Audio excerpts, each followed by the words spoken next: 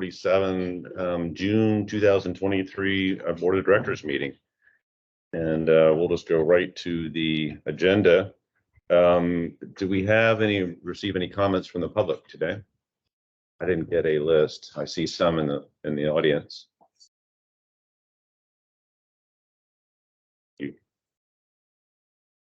None? Okay. We'll move to the next item, which is act on request of adjustments to relief from specific charges imposed by the district. Are there any this month? There are none? Okay. Thanks, Mike. Thanks. Okay, next agenda item is the consent agenda. Do I have a motion to approve the consent agenda? Okay, do I have a second? I'll second. Any comments? Any perspectives? I have one. It's probably not a big deal, I don't think, but it says the May 2023 Board of Directors meeting. We did not have one. So I think we're actually approving the April minutes. So whatever we need to do to kind of reflect that. That's what was in the packet. It was the April meeting minutes, so we didn't have to, it's just this agenda. So I think we're okay. Okay, so that takes care of the whole consent agenda. Back to the regular agenda.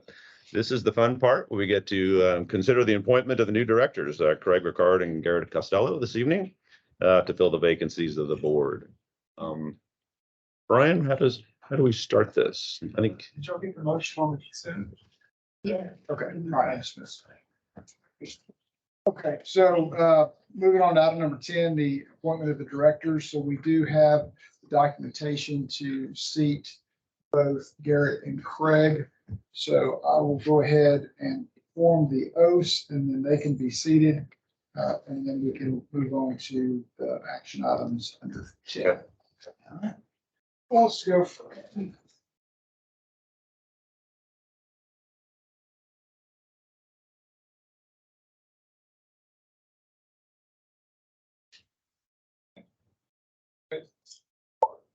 I solemnly swear or affirm that you'll faithfully execute the duties of the office of Director of Municipal Utility, Montgomery County District Utility District 27, State of Texas, best of your ability, preserve, protect, defend the Constitution and laws of the United States of this state, so help me God. I will.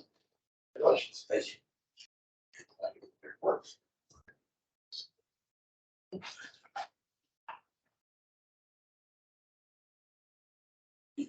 There's your job. Girl. You, Garrett Costello, solemnly swear or affirm will faithfully execute the duties of the office of Director of Utility District 7 of the state of Texas, and will to the best of your ability, preserve, protect, and defend the Constitution and laws of the United States and this state, so help you God. Well, congratulations. Thank you. Very well. All right. It's like the adults table. Yeah. Welcome. All right, so now we can go ahead and accept the qualification statements, bonds, oaths of office, affidavits, and current directors, all should not be disclosed for our two new directors. That is under 10A. And once we take action on 10A, then Craig and Garrett will be able to participate in the remainder of items under the agenda. But we have a motion to accept the qualification statement, bond, oath of office, affidavit of current director and election not to disclose certain information for new directors. I second. Second. All in agreement, say aye. Aye. Anyone disagree? Passes. Very good. All right, so y'all are live. Can you participate the rest of the meeting? Congratulations. Thank you. Okay, next item is to consider the election of officers to the board. So we do have a vacancy, we have two vacancies for assistant secretary. And what we typically do is we have one primary secretary and we have two assistants in case either primary secretary or the assistant secretary are not able to attend the meeting. We always have someone that can sign minutes or attest to the president's signature, et cetera. So we would need a nomination for Garrett and Craig to serve as assistant secretaries. Right, we have a nomination. I'll nominate. Second. Are y'all willing to serve? Yes. Okay. All in favor? Yeah. All right, ayes have it. Okay. Welcome, gentlemen. Thank you. Item C is to approve the amended district registration form. That is a document that's filed with the TCEQ. It includes factual information about the district, including who the directors are, what their terms of office are, and what their officer positions are. Now that we have both of you seated on the board, we need to update that form and file it with the TCEQ within 30 days of change. You need a motion on item number C to reflect that Craig and Derek are now serve as assistant secretaries. I'll send you. Okay, we have a second. I'll second. All in favor, say aye. All right. Aye. Okay, item E, preparation and maintenance of local government officers list. This list is maintained by the district for potential vendors to look at to determine whether they have a conflict with the board. The list includes each of the directors as well as your investment officer. And we have 2 new directors. We need to update that form to reflect the additional directors. We do need a motion on that item as well. Okay. I'll Motion put to the authorize. motion. Yep. Okay. Okay, all in favor, say aye. Aye. Opposed? None. Passed. E and F are informational, do not require motions. So E, training requirements, there's a memo in each of your packets that talks about the Texas Open Meetings Act and the Texas Public Information Act. There are, whatever you join, a board required by law to complete 2 one-hour training courses that are on the Attorney General's website. There's a link to that website in the packet. When you go there, you can watch, there's a 1-hour video for open meetings, there's 1-hour video for public information. At the conclusion of each of those, you are able to print a certificate of completion. That's your evidence that you took the course. If you would do that and then give that to Shelley, she will, who's Secretary for Woodlands Water, she will file that in your director files, and that will be your evidence of completion. Compliance, you only have to watch it once. If you'd like to watch it more than once every few years, you can certainly do that. But by law, it's only a one-time training requirement. It's not a recurring requirement. That covers item E. Any questions on E at this point? Okay.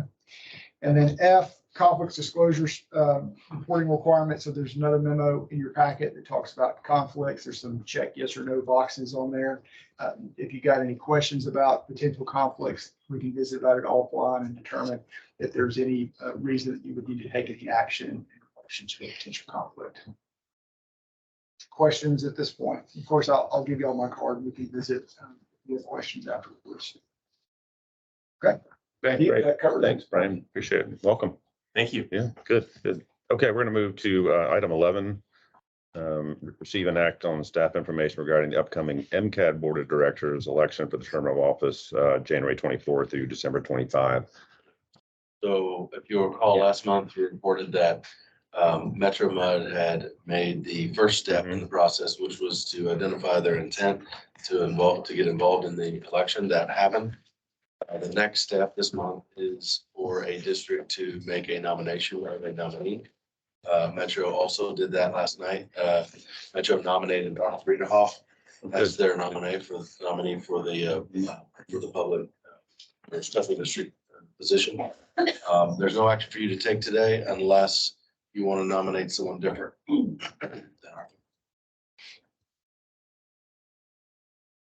Any other nominees that we have? I don't have any. So no action is necessary. Okay. I have a question on the information that was kind of provided in that section of the information we had. And it shows all the special districts, right? And it shows their voting.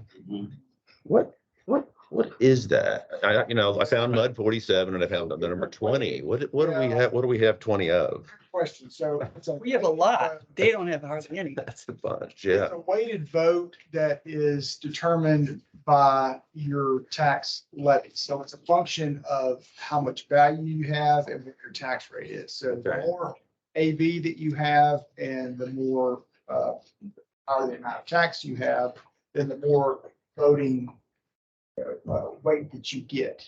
So 47 has a very low tax rate, but you have a monster tax base for mud. So you still have a decent size, I mean, nothing compared to the township, but you have a decent sized number of votes for mud in the Woodlands because of that large tax base. So an entitlement is How much of that count? It's not one person, one vote. It's not one entity, one vote. Okay. So you get a little bit more weight. Have 20 votes, your vote counts a little bit more than say, a mud at 36, for instance, that has a smaller footprint, Okay. smaller tax base and obscenely low tax rate. So they only have one vote. And then township has like 165, it says Correct. here. That's because they Okay. cover the entire. Yeah, okay. So the way it's been talked about before, you've got to have, and Arthur knows this well, you have to have township support as a candidate to be able to be elected. Their support is not sufficient, but it's necessary because of how many votes they have. So Arthur's, I think, he's talked to other boards about outreach to the township. Historically, the township and the MUDs work together for the special purpose district and had one candidate. So this Thursday, I'm on the agenda to see if the board will support my candidacy. So if that happens, that means we'll vote together to go in the special purpose district. All the MUDs collectively have 96 votes. Individually, you guys have the second highest vote. 46 has a little higher. But when you look at the MUDs collectively, there's 96 votes to go into the special purpose district. Of all the special purpose districts, there's 796 votes. Unfortunately, if you get 300 votes out of a special purpose district, that's a lot. There's a lot of MUDs that do not vote. We have contacted 111 MUDs in special purpose districts to let them know about the candidacy and ask them to come out and vote. So I originally served from October 2018 to December 2019. My current term is from 22 to December 23. And the next part is if you win a special purpose district, you still in the big election, you have to go to other taxing jurisdictions to secure support to actually win the election. So it's at least a 3-step process. For the special purpose district, there's 3 steps. Next month is the actual vote. And then once the special purpose district is over with, if you win, then you have to go out and find additional votes in the bigger election that takes place in the latter part of the fourth quarter of this year. So MCAD, this says that they received their request to participate. Is this the first time? Is this normal? Has this happened before? Or is this, okay? It's a regularly occurring process, and the MUDs and the Woodlands have participated for many, many years. The only thing that changed was, as Arthur mentioned, 8 or so years ago, there was a bit of a divergence in who the MUDs and township supported, which unfortunately resulted in us not having any representation from the Woodlands special purpose districts on the MCAD board. So Arthur was able to secure a position through a resignation on one of the school district Back in positions. October 2018. So that's how he was able to secure a position. And so now he has the opportunity to run as a special district position and hopefully be able to secure a spot for the Woodlands. And what is a special purpose district? So it includes MUDs, it includes the township, because it's not a city, it's a special purpose district, meaning it's a separate entity that is either created pursuant to the water code or by legislation and is governed by various statutes in the state. The legislature wanted smaller districts to have at least an opportunity to try to run a candidate. And that's why they created the special purpose district election. Because if they didn't have that, then the larger taxing authorities would dominate the election for MCAD. So at least the special purpose districts have an opportunity to have their own election, get a candidate approved, And that candidate would have to go out and lobby for additional votes. Good. All right, thanks. Thanks, Arthur, for Thank you. stepping up for that and appreciate that explanation as well. Any other comments, questions? Okay. All right, we're gonna move to item 12, which has about 6, 7 items underneath it, which is the San Jacinto River Authority Division Report. How do you want to run through this? But I would like to get some introductions of staff that's here for the new board member. Perfect. My name is Ed Shackelford. I'm Director of Operations for San Jacinto River Authority, which includes the Woodlands Division, our Surface Water Division, Lake Conroe, Islands, and our Flood Management Water Resource Division. Chris Meeks is our Utility Enterprise Manager, so he's responsible for all of the Woodlands and the Surface Water Program. Donnie Curtis is our Director of Technology and Operational Services. It's a mouthful. But she has our engineering group, our GIS, our SCADA, and our IT group under her supervision. Jamie Lewis is our accounting manager and has been intimately involved in a lot of our budget process and knows numbers backwards, forwards, and upside down, and she can get it all twisted up for you if you'd like. Brett Rayleigh by the door is our Lake Conroe Division Manager, so he also has the group that's responsible for Bear Branch drainage system and dam. But if you hear that there's water being released from the lake, he opened Call him. Thanks. And Hildebrand is our technical services manager. And he has the engineering group at GIS underneath. And then Haley Lahan is another one of our accountants. And then Jennifer Green is new to the organization and is learning the budget process and getting intimately involved in numbers. Great. Thanks for that, Ed. Welcome, Jennifer. And I'm missing.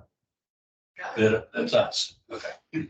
I do have a statement I would like to read to you. Okay. Eric and Craig, you may have seen in the newspaper, all of you may have seen in the newspaper, our general manager, Jace Houston, resigned recently. So I have a statement for you because there have been some questions as to what's the path forward for San Jacinto River Authority.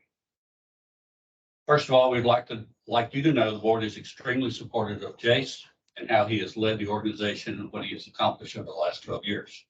Jace resigned to preserve the board and the SGRA organization from from unwarranted negative publicity and scrutiny. The board did not ask or want Jace's resignation, but they respected his decision to put the interests of the organization and our customers ahead of his own. Importantly, they are entirely supportive of the decisions and strategic direction by the staff. The executive committee of the board will recommend to the full board on Thursday, June 22nd, an individual to serve as acting general manager, and he will serve in that position until a general manager is selected and assumes his duties. Also, at the June 22nd board meeting, the board will engage an executive search firm to solicit resumes and conduct interviews of potential candidates for the permanent general manager position. And then finally, the senior management team, which includes Connie, myself, and a couple others, are committed to SRA. There is one known retirement that will occur around the end of the year that was anticipated. And that will not have a significant impact on the day-to-day operations of the river authority. I'd be happy to answer any questions. Our board meeting is live streamed on Thursday, so if you have the time and are interested, welcome to watch. And that's at the GRP facility, correct? At the main building, G&A building, 1577 Dam South Road. Okay. All right, thank you. Thanks for that. And then next item up on is the update on infrastructure funding. There's really not an update. We're in communication with our lobbyists that's working the federal and state side of things. We're getting some support from Texas delegation to amend some language that will allow more communities that are seeing growth and have aging infrastructure allow some of the funding that they're passing down to qualify, so that you're not left hanging. Your turn. But It is my turn. So it just dawned on me that y'all did not have a meeting last month, and so we have not presented the budget to this group. Unless y'all know something I didn't know, Dr. Val, something. You know, some of us have been in individual meetings that were held, but the group, you're right, we did not have a formal presentation of the budget. So that slipped my mind. So Jamie is working on printing copies of that. So if you're okay, I'd like to go ahead and move to the AC waterline discussion, which I think will be a little bit lengthy potentially. Okay with that? Yes. Okay. And we'll work out how I missed out. So on the AC water lines, beginning on page 44 of your packet through 49, we have received 16 questions from 2 directors on the AC water lines. So we reviewed those internally as well with our consultants, and some of it done with their report. And we've answered all but 3 of the questions. 3 questions we were not able to answer are 9, 10, and 11. And essentially 9, 10, and 11 get down to what is the consequence of an AC water line breaking? What's the probability that's going to break? And then have you done any predictive modeling on the AC water line breaks? We did not answer those because we do not have the data to answer those. So on page 49, what we have here, and what we've been presenting to the MUDs, is there are 3 tasks that we've outlined to answer those questions. Task number 1 is about $25,000 and takes 6 to 8 weeks. Task number 2, about $150,000 and takes 6 to 9 months. And then task number 3 is to be determined because we do not have the cost at this point in time.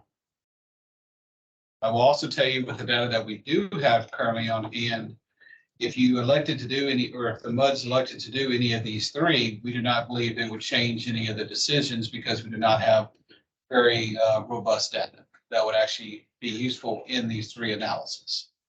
But we presented this because the questions were asked of us and we didn't want to respond and say, here's the questions, here's the answers, here's the potential outcome. High level, but you, I believe you have some additional questions you want to go over? Yeah, and maybe I could just step back just a little bit. So with the discussions we've been having around the 10-year plan, of which the AC line repair is a piece of it. It's $193 million of the $500 or $600 million in the whole 10-year plan. So it's roughly maybe 2/3. I mean, sorry, 1/3 of the capital that's kind of in the 10-year plan.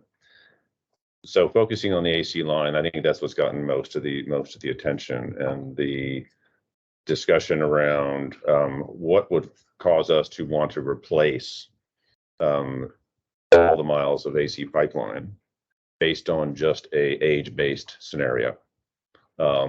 We do have some break fix data. You have provided some of that, so you're keeping track of how many breaks there have been in the AC water line system, kind of plotting that per year, and it shows, you know, somewhat of a escalating line from, this is 2015 to current time, right? This was provided in one of the many pages of handouts we received. And so it's all over the place. It's from 4 to 9 to 2 breaks a year. So again, it's breaks per over a time-based element versus maybe a mileage-based element, a ID, pipeline ID, what type of service it's in, where is it? A lot of other things we could look at. What I'm interested in hearing, and I'd like this board to get some perspective on, is what other alternatives do we have to just go by a calendar and decide to fix things and replace them? Because I agree with you that we don't have the data right now to put more study into. It's my personal opinion that because of the lack of data, you'd be putting so many assumptions into any new analysis, you wouldn't probably get the answers, any better answer. You just don't have the information. And you know, my experience is pipeline operations for regulated pipeline companies that are moving hazardous materials, like I did in my career for many, many years, lots of regulations. You gather a lot of data. You have to by regulatory edict, and you end up having to inspect and do a pipeline integrity management system that has to be in place with date certain, timelines when you have to complete it, depending on what kind of service it is. And pipelines moving gasoline and jet fuel and diesel are a lot more worrisome than nice clean water. So I get the difference, right? There clearly is a difference, but the industry has lots and lots of ways in which it figures out the integrity of pipelines so that we're not just blindly going out and repairing pipelines or replacing them when they may have a lot of useful lives, but exactly knowing when one is going to fail is hard. So you're asking us to approve and to look at a $193 million pipeline replacement program based on the age only. Some of us have found a lot of work is being done out there in the public for very similar districts like ours, serving 130, maybe 150,000 people, several hundred miles of AC pipeline installed in the 70s or 80s. These are not just case studies. These are real districts who went out and were faced with the exact same thing we were faced with, which was you have a couple $100 million bill staring at you if you want to go replace it. And is there another way to go about this? And in very few short amount of time, we have found 2 or 3 different studies and actual progress that was done that they went back in and said, well, let's try a little different approach. So what do you do? How do you get this data? And I think that's really where we are pivoting right now, is trying to decide, well, how do I get more information? Well, one way is to just go start digging up pieces of pipe, right? And go pull out samples. The problem is this is asbestos pipeline. So there's a whole lot of things you have to do to contain asbestos. You just don't dig it up and haul it out in your pickup truck. So there's costs associated with that. I get that. But once you do have that segment or that sample of pipeline, you can do a lot of testing on it. You can do destructive testing, non-destructive testing, even hydrostatic. You can crush it, and you can do a bunch of other testing on it to determine its integrity, wall thickness, inside, outside, is what's happening to the pipe on these different levels, and how it was installed, how it's been maintained. Those are such critical factors. You may not know until you get to it and pull it up and look at it. We don't have any of that data. I think that was one of my questions to you, is do we have any analysis on any piece of pipe that's been repaired in the past, where you had an opportunity to pull a piece out, do some tests on it, and go into a lab and come back and say, hey, this broke. We were there to fix it. We took a section of it out. We had to deal with all the containment then. Did we get any analysis done on it? And I don't think we have that data. Is that correct? No, we've never sent any samples to a lab on the AC pipe. Yeah. We've just done physical assessments whenever we're looking at the pipe. We're repairing the pipe, we'll look at the bedding and the surrounding area and the pipe itself. Yeah. And so I get that. I mean, I get that, most of the AC lines have been there maybe 50 or 60 years, and they're just now getting into this. I mean, water utilities are just now facing this problem. So I get that it may have not been part of the normal practice to go start doing this. So I think there's an opportunity to start on that path, which will get us a lot more information. To me, it's kind of exciting to think that we can implement a program, spend some money to do it, but to start gathering data. The next break you have, let's go pull that analysis, that samples, and let's get some analysis done on it. We could authorize a whole program, but I think that's between the water agency, because now the water agency is going to have the same issue on the 12-inch and less pipes. Probably the same lack of data there, would be my bet, right? So this is not just going to stop and go away. This is going to be part of our life here, and everybody else who has AC lines in them around the country, and there's a bunch of it. And what people are finding in the large case of these studies is that there's a lot of life left in these pipes. There's some that are right on target and they need to be replaced, but there's a bunch that go from 50 to 75 to 100 years of remaining useful life. Granted, they could be installed perfectly in very different dynamic situations, no faults, not here in this clay environment, all the things that are different than here, but there is information and ways to get that data. I'm of the opinion that I don't want to analyze data we don't really have, put in assumptions and try to create a new answer on the things we don't have. But I'm very interested in hearing some of the input that the water agency or San Jacinto has on what can we do differently? What can we propose going forward? Spending $193 million just to go replace everything is a big blunt, hammer and sledgehammer to go fix a problem. And it may be spot on, but we don't know. And with some additional information, we would know, yeah, this is the right thing to do, or wait, maybe we can avoid that line. And you mentioned to us that pushing off the cost actually raises the cost. I get that. But if you look at the time value of money, and if you look at who's paying for it, which is all of our residents, what also happens when you push off that cost is everyone's water rates are lower for longer. All those curves shift down and they slide over to the right. The ultimate cost you're spending, yeah, it goes up. You look at the time value of money, that's not the same answer. And if you ask the residents, would you rather have your rates lower for longer, or would you rather spend more now, but ultimately spend less over the next 20 years? I bet you I couldn't find a person on my street that would say, yeah, charge me more now so I don't have to spend something later in the future. That push my rates out as far as you can, but assure me that we can have the kind of service we want, right?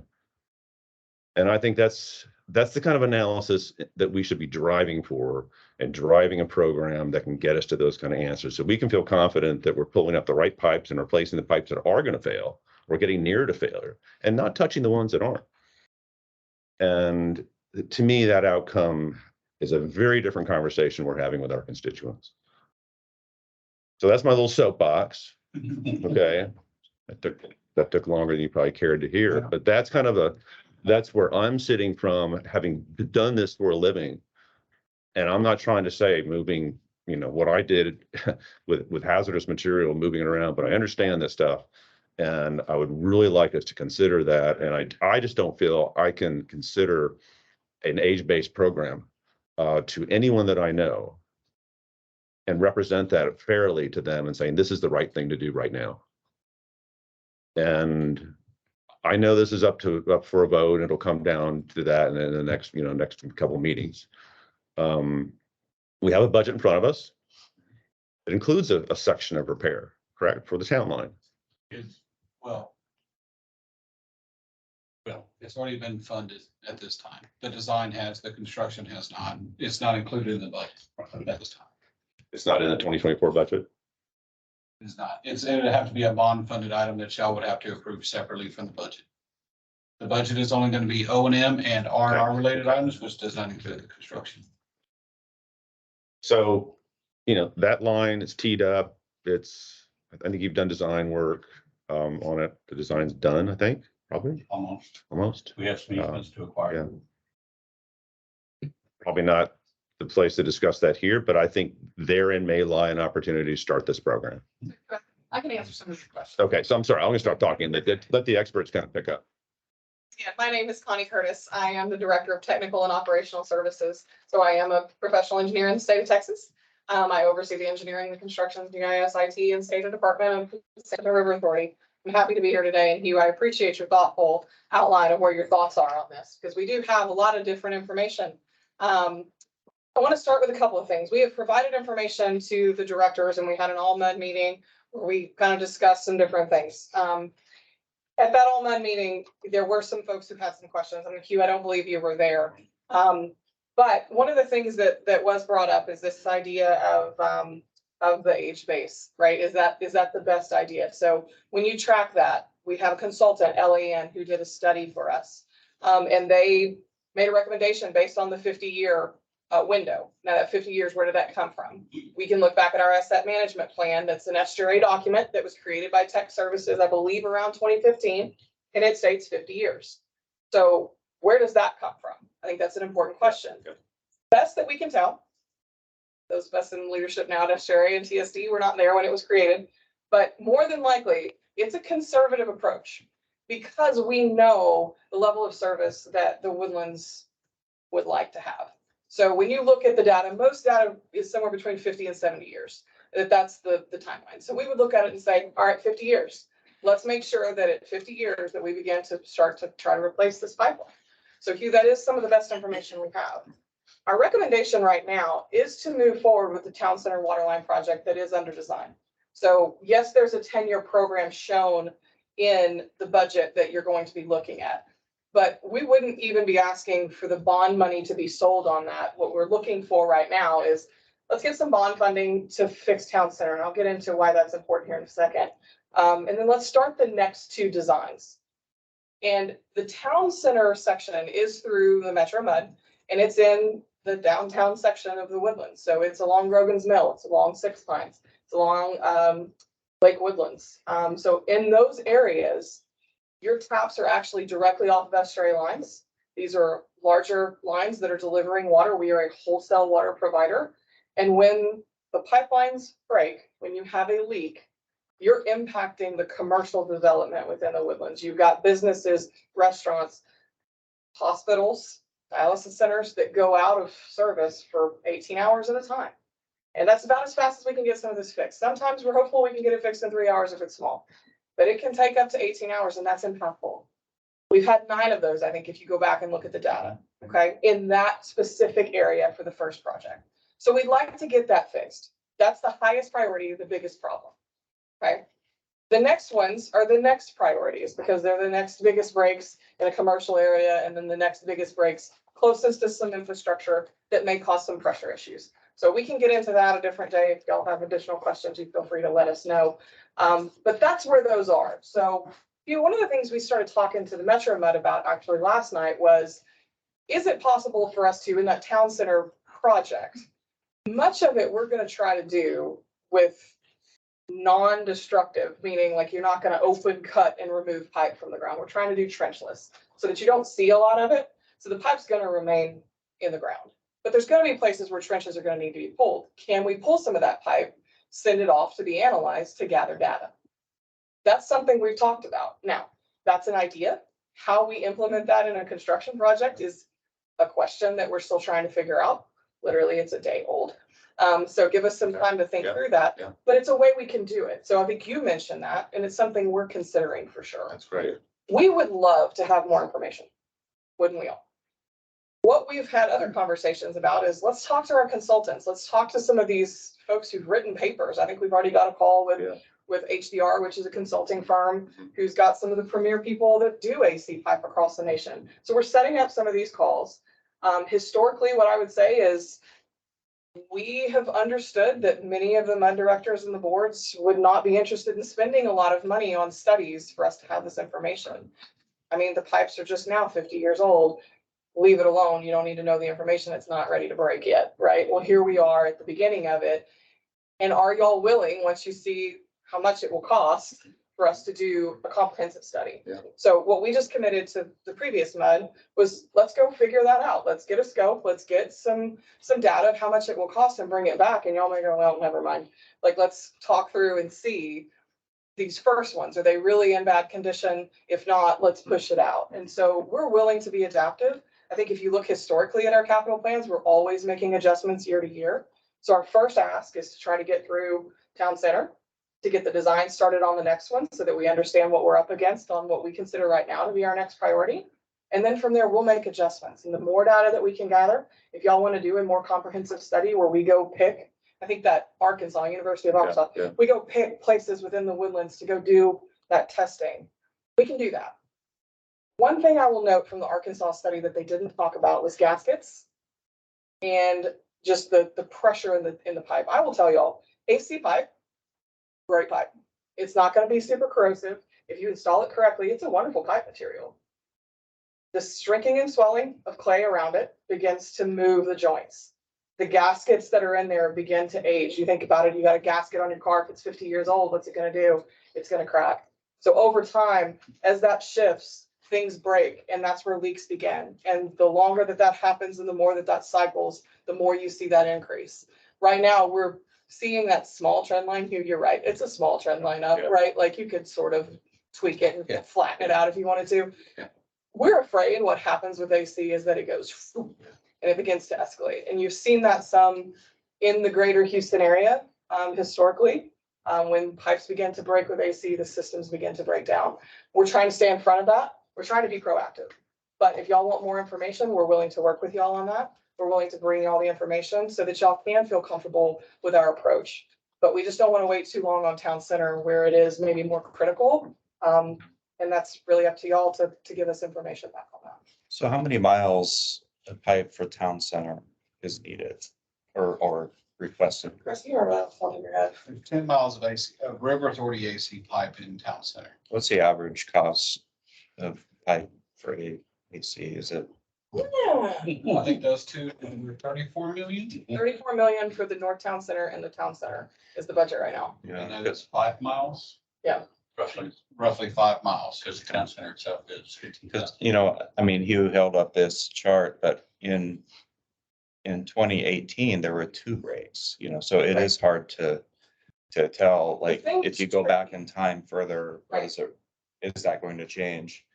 And The is that, best data we have is the 2015 is where we started to look at it, right, in the way that you have. with- Yeah. That you can actually scale up. We have some data back to 2000, I believe. Chris, is that right? We do, it was in the, one of the It's sites. just not able to be plotted Yeah. the way that is. now, is this breaks per so many miles? That's or breaks in the system. Just total Individuals, individuals. on AC lines? Yes, Okay. AC only. And I think that that's where the breakdown in data becomes, is that previous to 2015, it was just breaks in the system. We didn't have it per pipe material. And are you seeing more breaks at the township where you're wanting to? In the town centers, The yeah. town center, That is you're where saying. we've got the highest number of breaks right now. And that is why we focus there first. That's just in the aggregate. That's not, is that a per mile or per inter tap or per? It's an aggregate kind of thing. Yeah, right? yeah. So a shorter line segment May show may something. have a lot less than a larger one. So unitizing some of this and having, you know, if I have 100 taps on a line versus 2, I got a lot more chances of things going wrong, Correct. right? Like you said, there's a Yeah. lot of interfacing there between AC lines and now different, you know, materials and gaskets and all kinds of things happening, right? So I mean, all that to be said, that's kind of where our recommendation is now. We are willing to continue to be gathering the data and making sure that we've got it appropriately gathered. We're hearing from new board directors and new board members that, you know, we want to be doing something a little different now, and that's okay. We just need to understand that so we can bring the cost, because it is something that needs to be included in budget numbers. So, Yeah, because I mean, I read somewhere like it was like 5 breaks per 100 miles of AC line is about, it depends on what your level of service would And- be, right? and we have how many miles of AC line? That's it. 50. Okay. 49, yeah.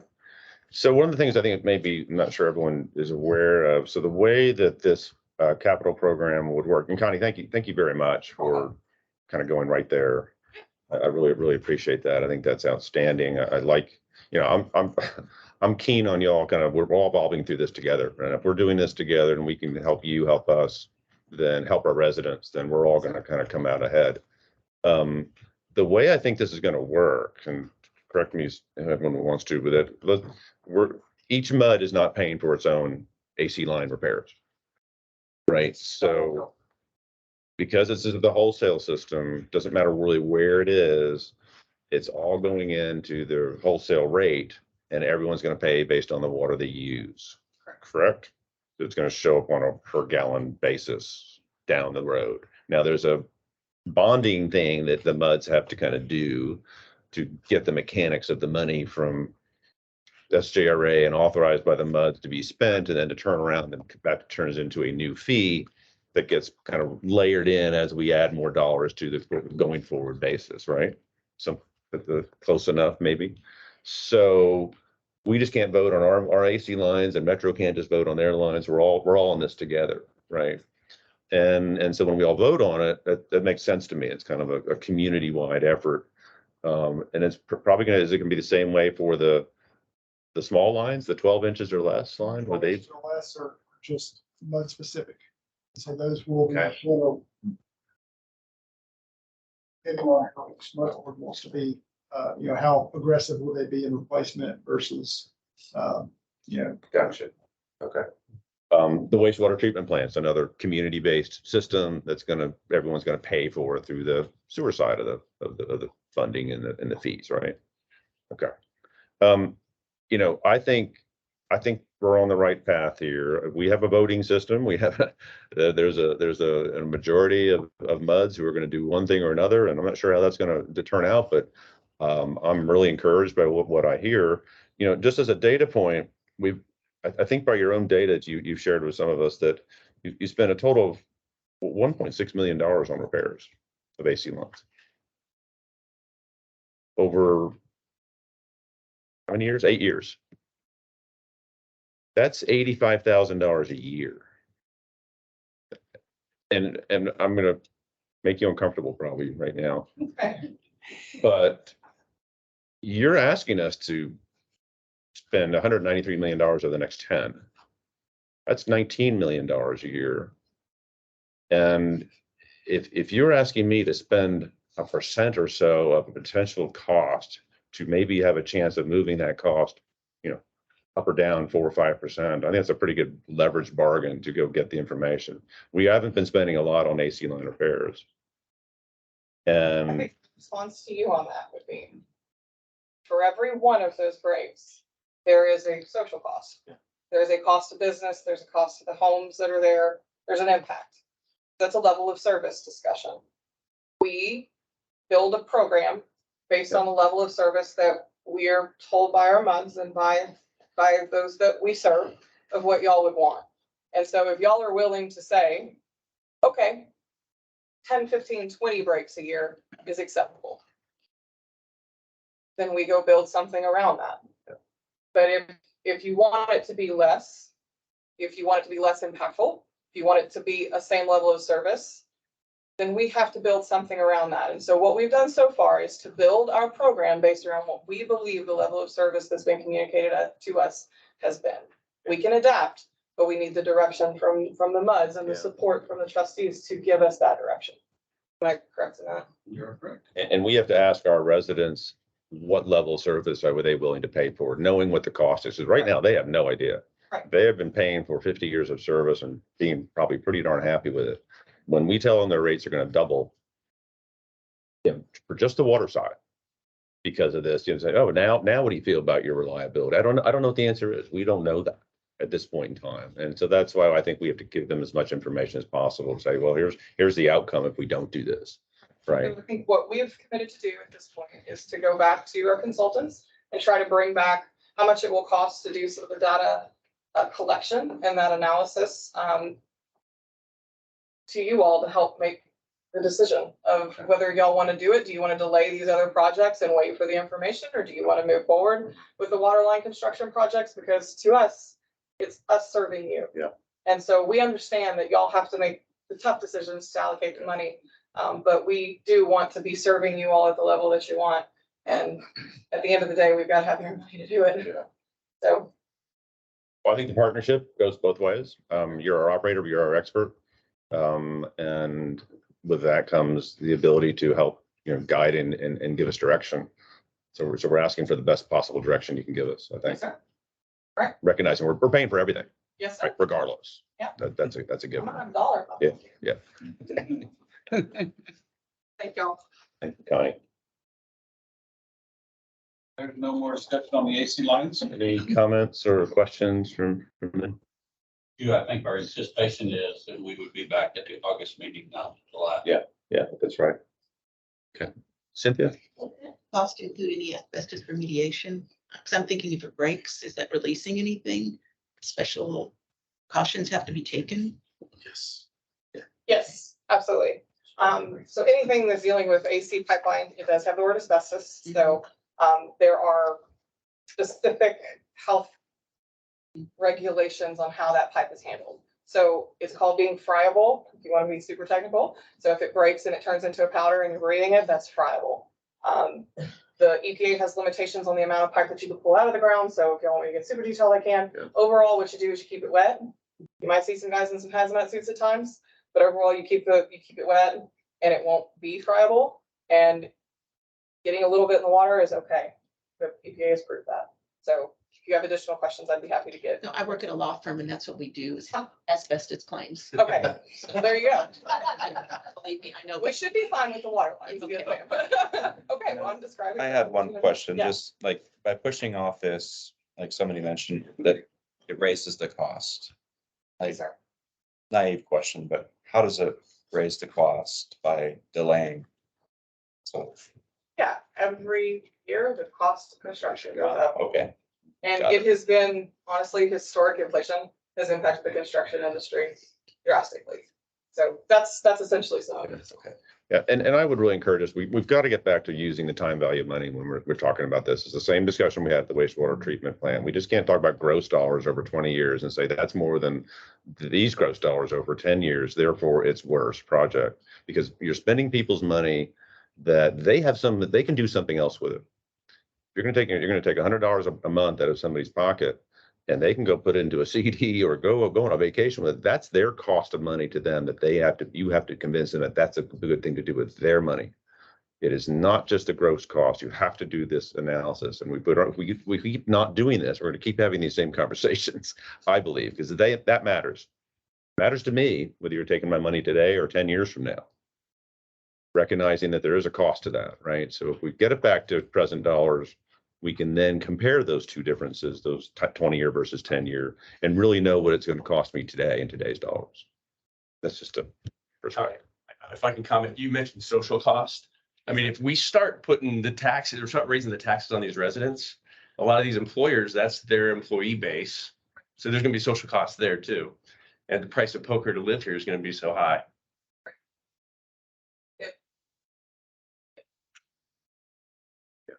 And it'll come through the water rates, not the tax rate, because we don't have the bonding authority anymore, but people are gonna be writing checks. Right. And that's your point, right? Okay, anything else? Thank you. Thank you for that discussion. Appreciate it. We'll swing back to the budget. Good. It's been 5 minutes. I guess that was in our May packet, right? Was it, it's probably got some revisions to it maybe, or is it the exact same? Kind of cut to the And change. she's got copies. Pass. Don't hate me here. More paper. I have versions of that. I can go. Thank you.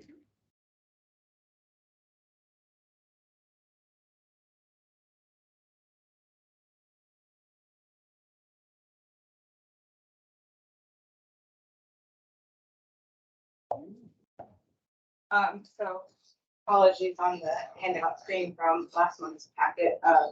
They should be on the Google Drive, the official copies from us, but this was, Kelly printed it out for us, so we could go through it today. So in front of y'all is our budget packet for the Woodlands, and my name is Bailey Laughlin, the ones that heard that at least us too. In this budget packet, we have a executive summary that Chris put together that kind of goes over everything that we're going to talk about today at high level, including our rates that we're proposing. And so after that, we get to our draft budget, which the lead sheet for the draft budget, and you'll see there is 7 pages behind it that look like this. So we do have multiple budgets in the Woodlands. So for each of our different funds has a different budget. So the one that we're discussing today is our operating fund, which is discussing the operating rates. There are other budgets in here so that you can see our R&R fund, which is the repair and replacement fund, the capacity funds that we have for the water supply and waste disposal bonds are in here. And the future facility fund is also in here, but the presentation is on the operating rates, and it's one that we're going to ask for a vote next month. One thing to point out is when Jamie gets up, she's going to have something that looks very similar, but it's different divisions. So put your papers together and look at the type of page, not the type of header. So then we keep flipping through.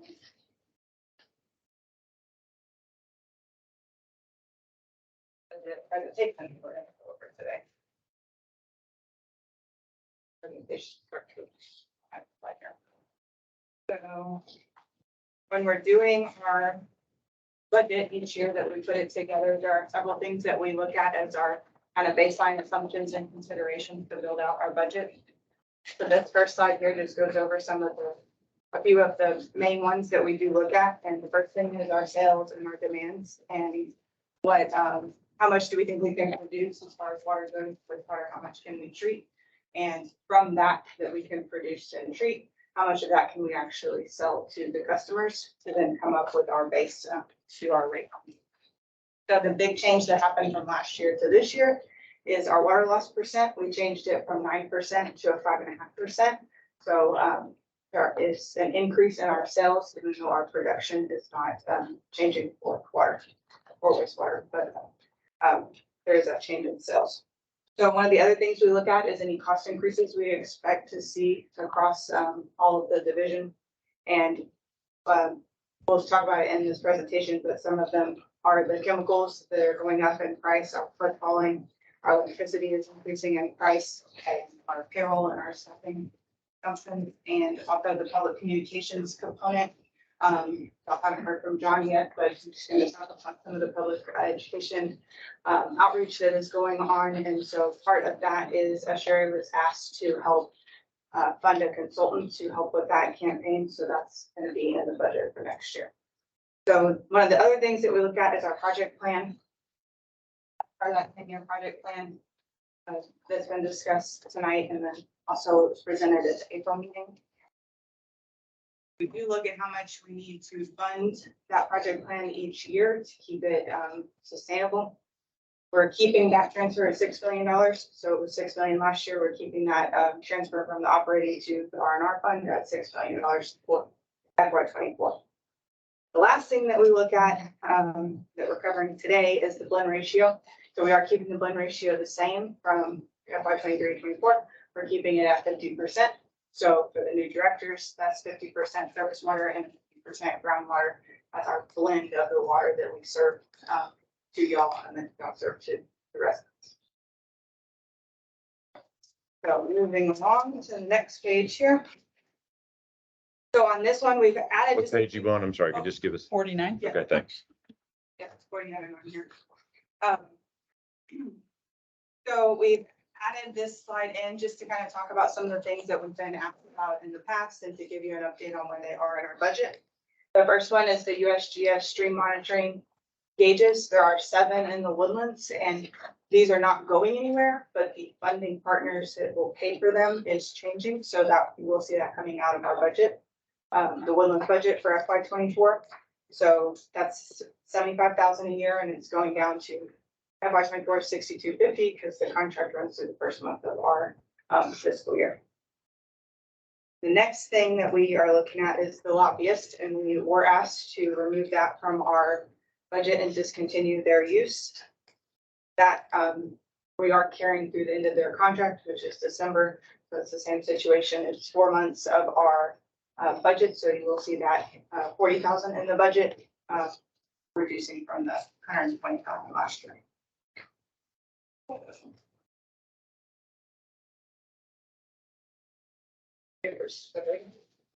So then on this next page, page 50, the proposed FY24 budget that y'all have here. This is just a summary of the budget. I talked about this, the draft budget. The first 3 pages of that is the operating budget. This is just a summary of those categories to have in the presentation, but anything specific to say on that, any questions? So up next is the operating reserve on page 51. So we included this just to show y'all that the operating reserve is the requirement for the operating reserve is increasing, because you will see that in your draft budget, and then also to make sure that we do tell y'all that at this moment our operating reserve is fully funded. So just for the new director, so you know we have a contract with y'all, and we have to have 3 months of operating expenses on hand in case something happens and we need that money. So we do keep our operating reserve. The target is 3 months. The requirement is 2 months. If we drop below 2 months, then we go into our policy of how we can recuperate that money. But right now we are fully funded at the 3 months, and that target is going up about $250,000 from 23 to 24 because the expenses are going up, and that's the base for that calculation. So moving right along. On this next slide, the water and sewer demands on page 52. The main thing I want to point out here is this chart that we have over on the right-hand side. So we went through and we looked at our rate, and we are proposing a rate increase this year. So on that chart, we looked at what's driving that rate increase that we're requesting to see what components make that up. So as you can see, the water loss savings that we have there brought us a 23% savings on the rate, which is about 8%. However, because we have increased expenses, we still have a 28-cent impact with those expenses, which is about 10%, which nets out to our increased rate of 5 cents, which is 5 cents, which is 2% increase on the water side. And then on the wastewater, we don't have water loss savings on the wastewater side, so that's 0. But the expenses are increasing also, which is the 12 cents, which is the 2% increase to the rate, to bring us to our proposed rates of $2.78 for water and $5.60 for wastewater. Question? Yeah. Okay, you wanna go first? Yeah, when you talk about water loss. Yep. Like 5%, 5.5% versus 9, Yes. what does that mean? Yeah, so, the main thing that we were looking at is the meters that the MUD's put in over the past year, 2 years, in that project, and us being able to track where the water has gone to take that water loss. Some of that is unaccounted for water that's now accounted for. So it's not necessarily water that's like lost on the street lost, but now we can track who's responsible for it, to then be able to send the bill to them to reduce our water loss in the system to increase our sales. In water systems, there's water loss. It could be accounted for where you kind of know where it came from, because there might have been a leak, there might have been a fire or something like that. Or you might have been flushing on purpose, due to state requirement or whatever. With the Woodlands whole system changing all of its water meters over the past 3 years, what that has done is, and then there's unaccounted for water also. You don't know where it's going. Either it could be a meter is not registering accurately. It could be truly a leak that's not surfacing and going down. We've seen that. Just something you can't find. You know how much, they know how much they're sending, and then we know how much we're billing, and that's the delta. So the new system has tightened that up significantly. What that means is essentially more revenue. 3 years ago, we were sitting at something like 12% water loss, and now we're like at 4. So it has extremely tightened up the system, which is a good thing. Now people are being billed for the water that they're actually using. You're not gonna have 0. It's always good. There's errors built into the equipment itself. So, and there's always going to be losses of some sort, but that's an extreme improvement to where we were 3 years ago. And then just out of curiosity, the blend ratio, who determines that? Just the blend ratio?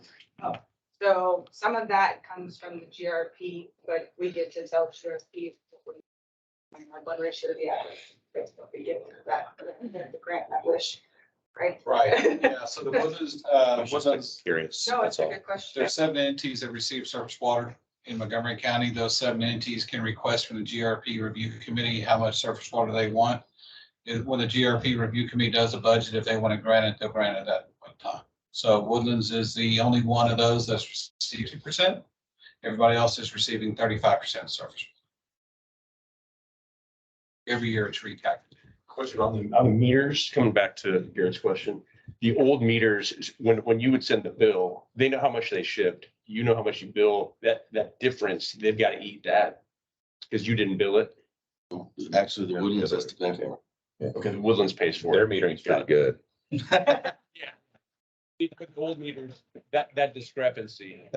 You reconciled. It's built into our budget. Right, got it. Actually, that's what that water loss percent is. So if we know we're at 9% water loss, we're building that loss into the rate. So it's a little higher. Got it. And that's how you track. Savings. And you track monthly, and now we can track it, on the fly, but essentially you keep track of that. So you know where your system's at. Mhm.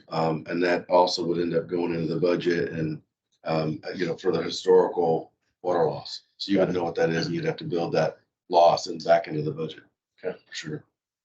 So as Chris was saying about the GRP, we buy our water from GRP. So because we're buying that, also the loss that we have on water, there still is an expense to buy that water. So there is not just the cost of treating it, we lost it, but we also have to purchase that water that's lost. Okay.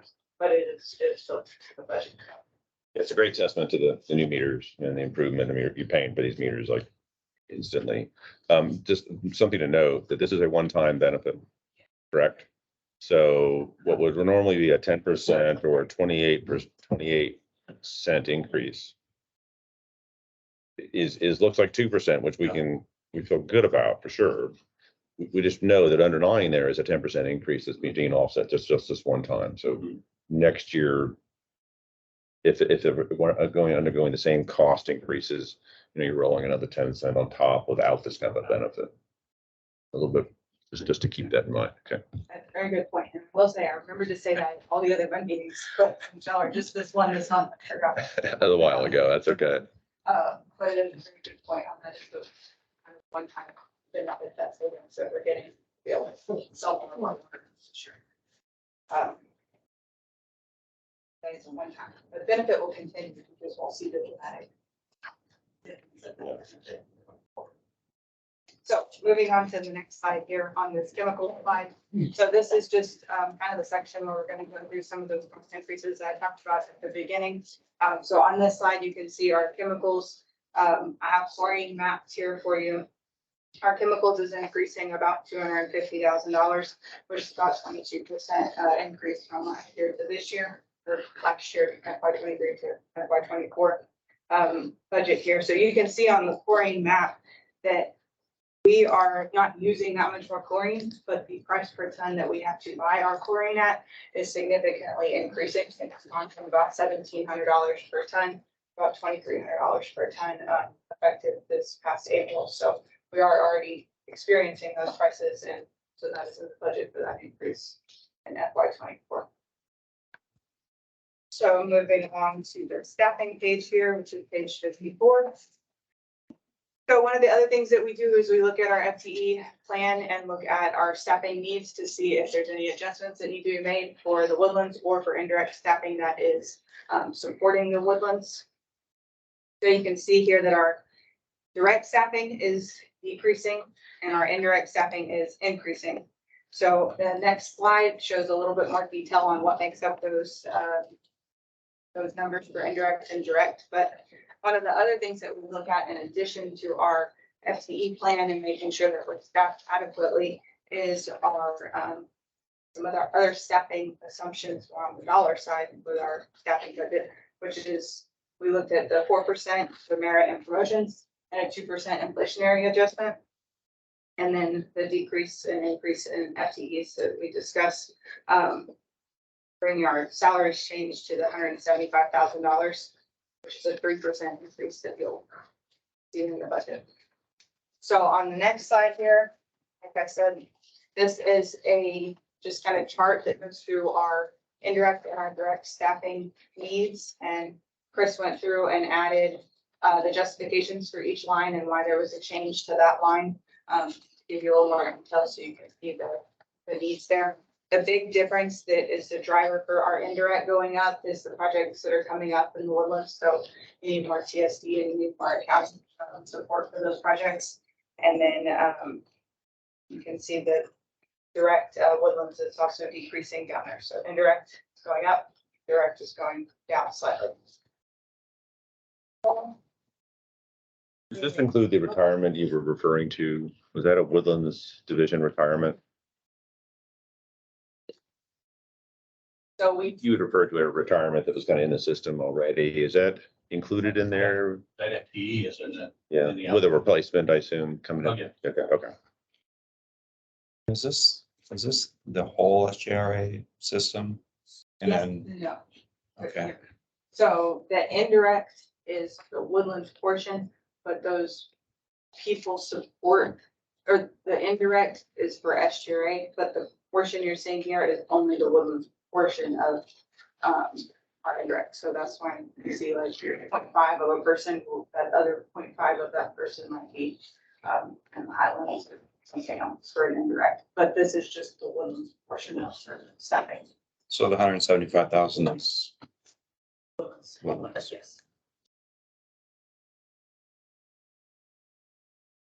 Along here, our utilities, the electricity is also increasing.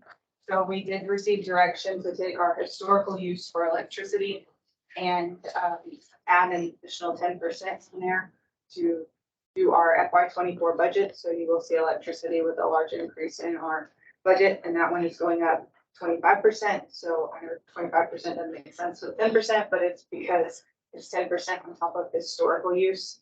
25% is on top of budgeted amounts last year. So.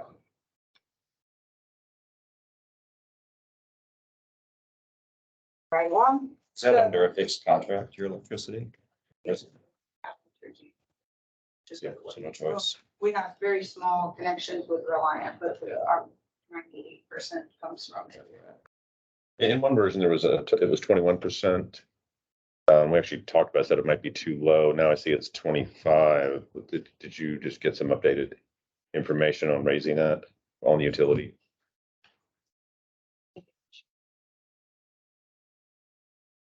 If I changed it, if we did have conversations, probably whenever we weren't quite done finalizing. Yeah, this was So- prior to even the trustee getting it, right? And this is some over at the offices there, and it had 21. I mean, and I see it's, and one of my notes was might be too low.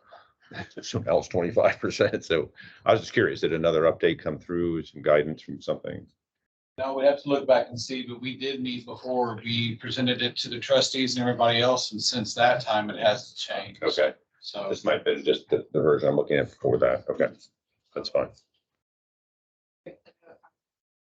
What changes we made since Yeah. then, Yeah. but yeah, we did meet with you before we finalized our final draft of. Yes, did you have a question, Jared? Oh, okay, I already changed my page. So the next one up is page 57, which is our proposed FY 24 budget. This slide here is a slide to give a little bit more information on some of our direct accounts that had changed so that you didn't have to go through the draft budget and look at everything that changed, 0% or 1% on what's included. So we went through and we pulled out every account that had a variance of $20,000 and 20%, so that we included that here with a little bit of an explanation of what's in that account and what's driving that change from last year to this year. So I won't read that to you. Several of those are included in the presentation, but if you have any questions. Why did you all not renew the lobbyist contract? That was at the request of the buds. It was a cost cutting measure. It was roughly 10 a month, 10,000 a month. So it wasn't a performance issue. Yeah. There were a couple of things that we were trying to accomplish in dealing with Congress. And we've been able to get some movement on that. And so if we're successful this year, we won't know until December. We may not need him next time. So if there's no questions on that slide, the last slide is just a reminder of our proposed rates that we will ask for a vote in July from the individual MUDs. The director trustee to vote in August. In August, and the rates will be up to September 1st. So once again, the rate that we're asking for is $2.78 on water and $5.65 for wastewater, which is about a 2% increase. In our GRP fees, which is not something I'll vote on, so it's just for y'all's information. Those are not increasing this year. So for the year's GRP is where we buy our water from, which is another division of Estuary. It's completely separate from us. We buy water from them, but we will have our funds for operations. But the rates that we're buying our water is going to remain the same at $2.99 for groundwater and $3.41 for 1,000 gallons. GRP fees have not changed. So we will be back in July to ask for a vote on those rates for the Woodlands Division. Okay, Bill, next meeting, but is there a way to see like historical budgets with actual?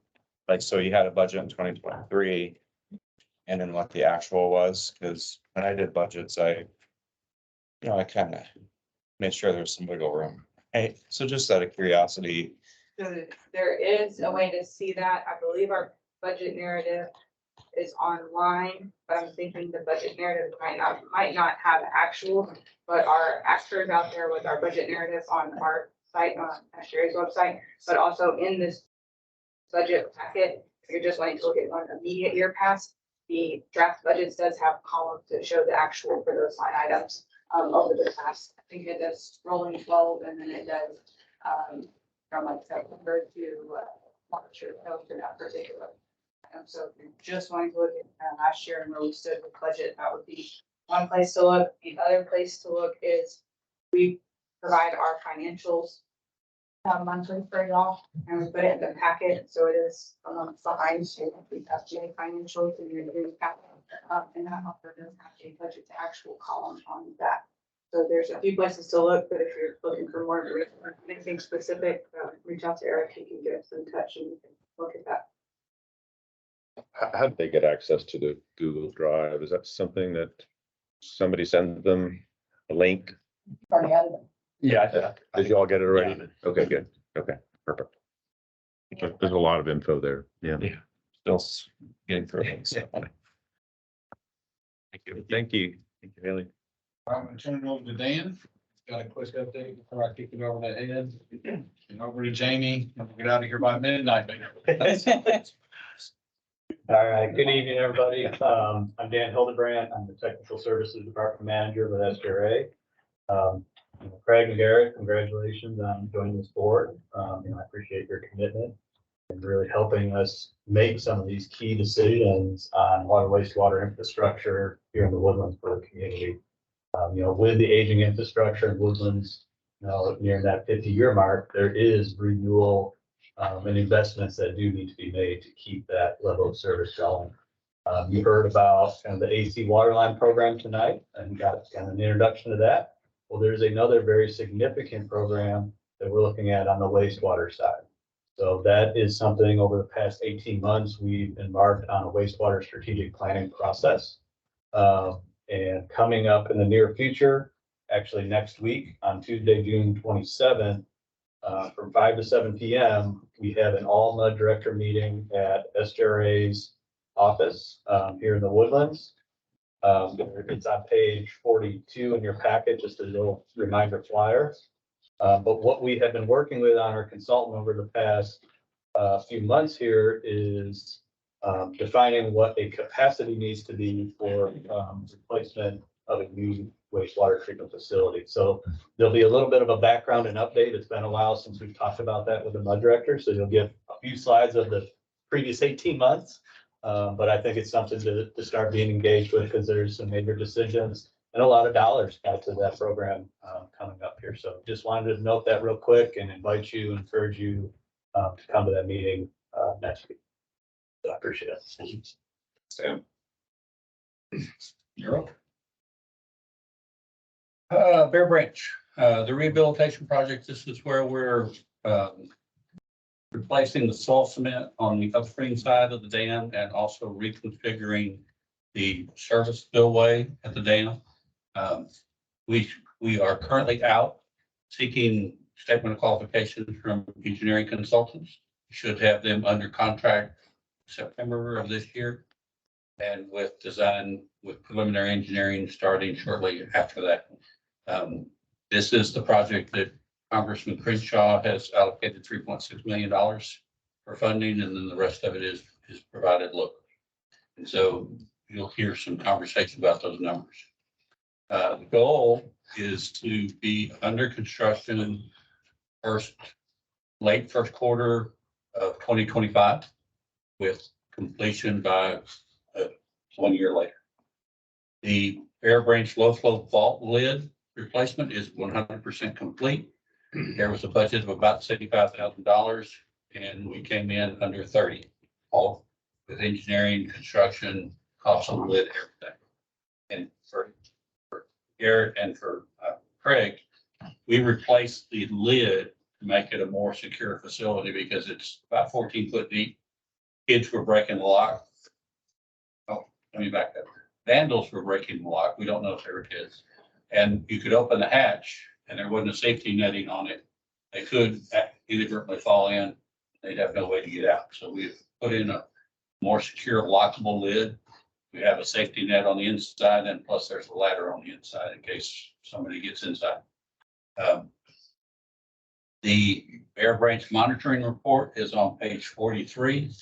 The guys from the Lake Conroe Division go down weekly, and they're doing oversight for the contract mowers, but they're also checking the fence there at Bear Branch Dam and seeing if it needs repair, which it generally does.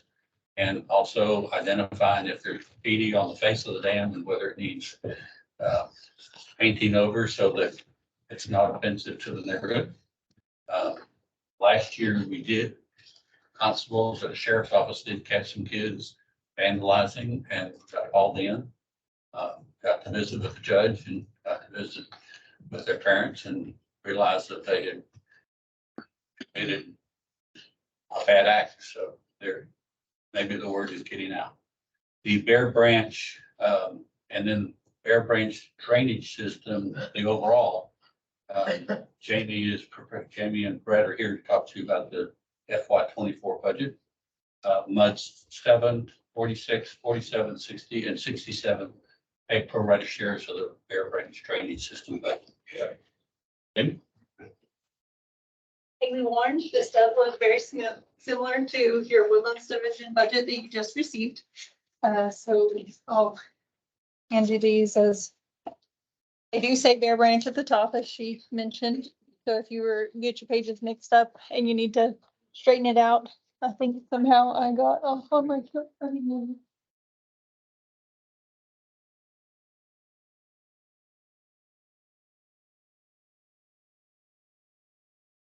Here we go.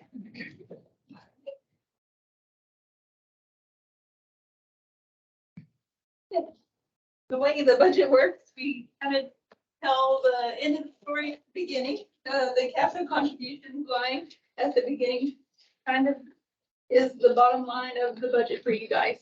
The $901,000 in contributions is the proposed budget for capital contributions from the 5 MUDs for next year. That's compared to last year at the $703,000. And as we go through each of these sections below, that is how we get to the $900,000 contribution. So I won't touch on every single category. I will go into a little bit more detail for you guys since there are newer members here tonight. But as we go down, we have our salaries and wages, as Haley had mentioned. Those are specific to the activities at Bear Branch.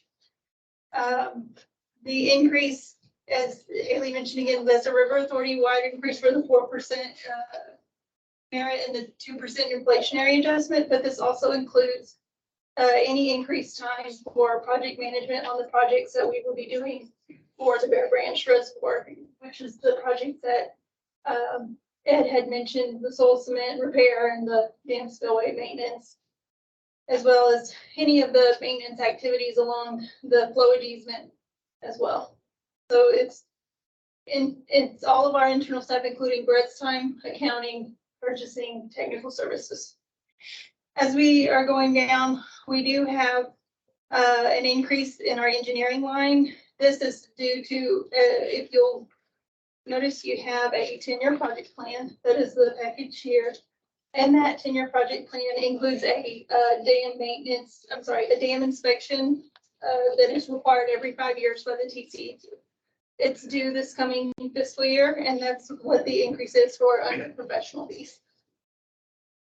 In under purchased and contracted services, this year the Bear Branch MUDs had agreed to take on the USGS, which is string gauging flow meters in the Woodlands, and they are going to take those on from, it was in the Woodlands Division budget specifically, but they benefit the flowage easement for the Bear Branch. And so it was an agreement to take it on in the 5 MUDs rather than spreading it across the Woodlands. So that 26,000 is for that agreement.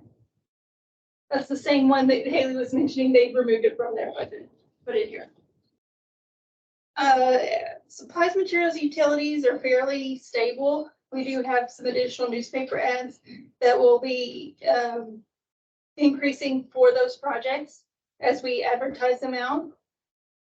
And then if we skip down to maintenance, repairs and parts, the largest increase here is due to a couple years ago, we took on additional land that the River Authority did not own or maintain. It was part of the flow easement that we took ownership of, and we're now seeing much more clearing needed in those areas. So it's something that we're building up. Last year was the first, this actually current fiscal year is our first year to budget for those.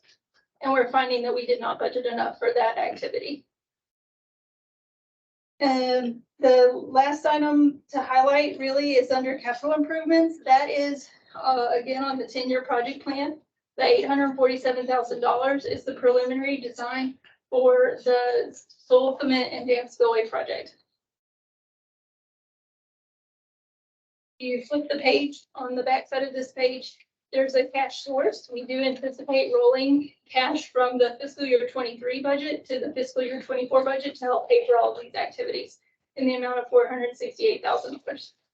All of that together is how we get to the net $901,000 contribution for the 5 funds. Y'all's portion of that $901,000 is the $454,000 that's detailed out on the sheet here. It shows the pro rata share and how we got there. And I have a question. Yes, ma'am. What is invasive species management? Is that like alligators and stuff? No, ma'am. There's it's weeds that Okay. to help with like tallow treatments and to make sure that the flow of the easement, that the flow can happen. Yeah, because it was like a non-item, then suddenly this year it's $20,000. I'm like, what are we looking For for? example, the Bear Branch Reservoir. Right? Get just overrun with hydrilla, probably heard hydrilla. Uh-huh. in the news. And it gets so dense that, you could possibly injure yourself swimming in the lake or in the body of water, so. You shouldn't be swimming there anyway. But it's all throughout the, water hyacinth, giant submany, there's a number of plants that are all through the system. And so we manage all of those. species. Right, and what's causing this to come in now? Is it just from the It fluctuates by natural, droughts and flushing events like Uh-huh. Harvey and other things. Environmental conditions, it just varies. Right. And the price of herbicides changes quite a bit, kind of like construction material. That affects our budgets.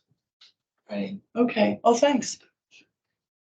yeah, that allocation is by meter numbers, right? Isn't meter connections It's driving that allocation? dimensions within that. Single family connections that drain into the Bear Branch system. So it wouldn't be all of your Okay. 47.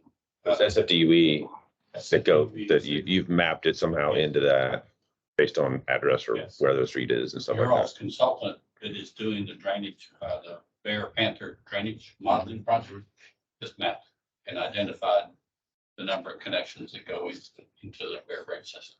But then everyone pays for it. I think it's just drainage. It's Yes, drainage. Couple things to point out is that this is built into y'all's budget, so there's no action needed today. Y'all Understood. build it into y'all's budget whenever you do your Mud 47 budget. They'll pay us every October for that contribution. So how y'all fund it from the residents, I'm not 100% sure that would actually be a bargaining question, but it might be just to those residents, or it could be spread across the entire Mud 47. Or just built in your budget, using reserves. But likely just to be paid by everyone versus just those people who drain in that getting a bill, right? Oh, your budget overall. Yeah, yeah. And they'll get paid through water usage. Combination of Yeah, that. and yeah, okay. Correct. Okay.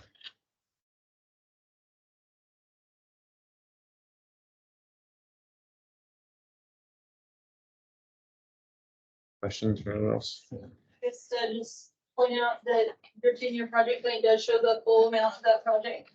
That there is $3.6 million that we have coming into us to help fund that project.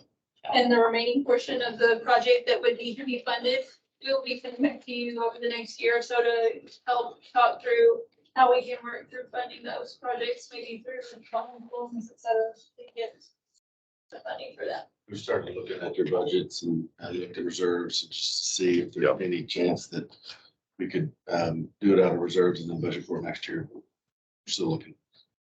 Not sure what the solution is yet. Okay.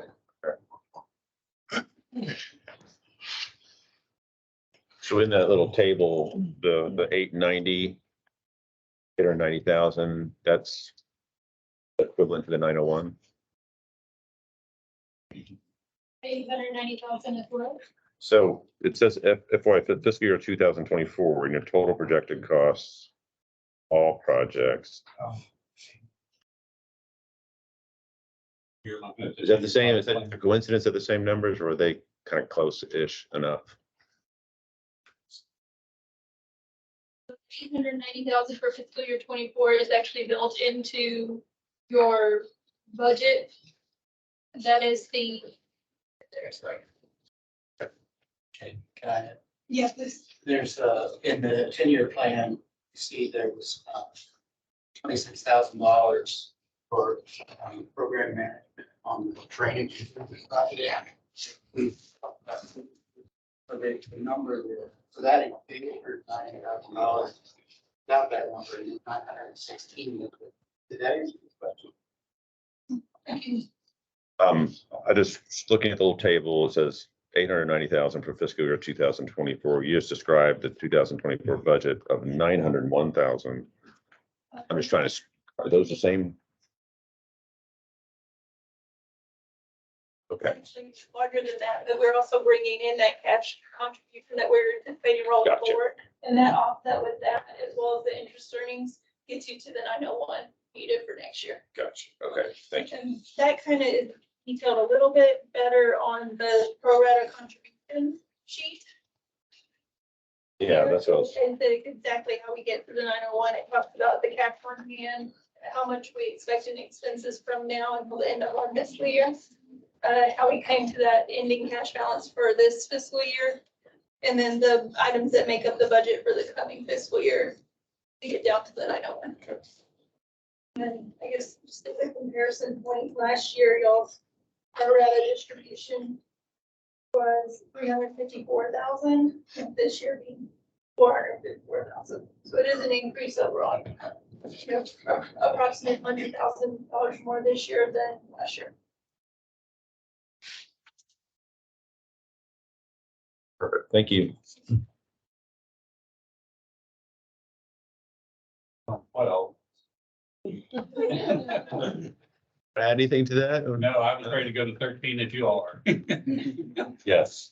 All right, this, Thank you. Thank you for that discussion. Really appreciate it. Yeah. Really appreciate it. so this is the Bear Panther drainage system that LJA is working on. This is the project that MUD 67 got the $10 million interest-free loan and a $1 million grant for drainage project to try to lower the flood water surface elevation by a couple of feet at Bear Ranch and Research Forest.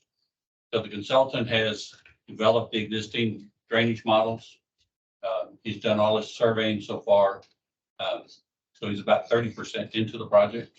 And I know we've got a meeting coming up in the next couple of weeks. Have a little bit more report for you for July. Okay.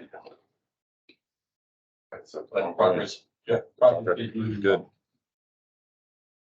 And then I'm here to talk to you about number 14. Okay, then we're done. Okay. All right, so I'm gonna try to give a 30-second overview of this Take multi-year. your time, Dan. There's still daylight out.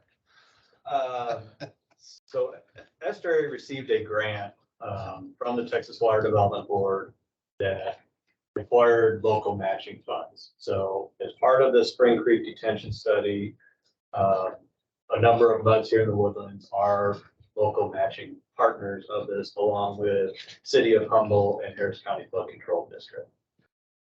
What we are looking at is the potential for flood mitigation by constructing, or the feasibility of constructing detention basins up actually in Waller County at the upper ends of the watershed of Spring Creek, which runs through the woods here.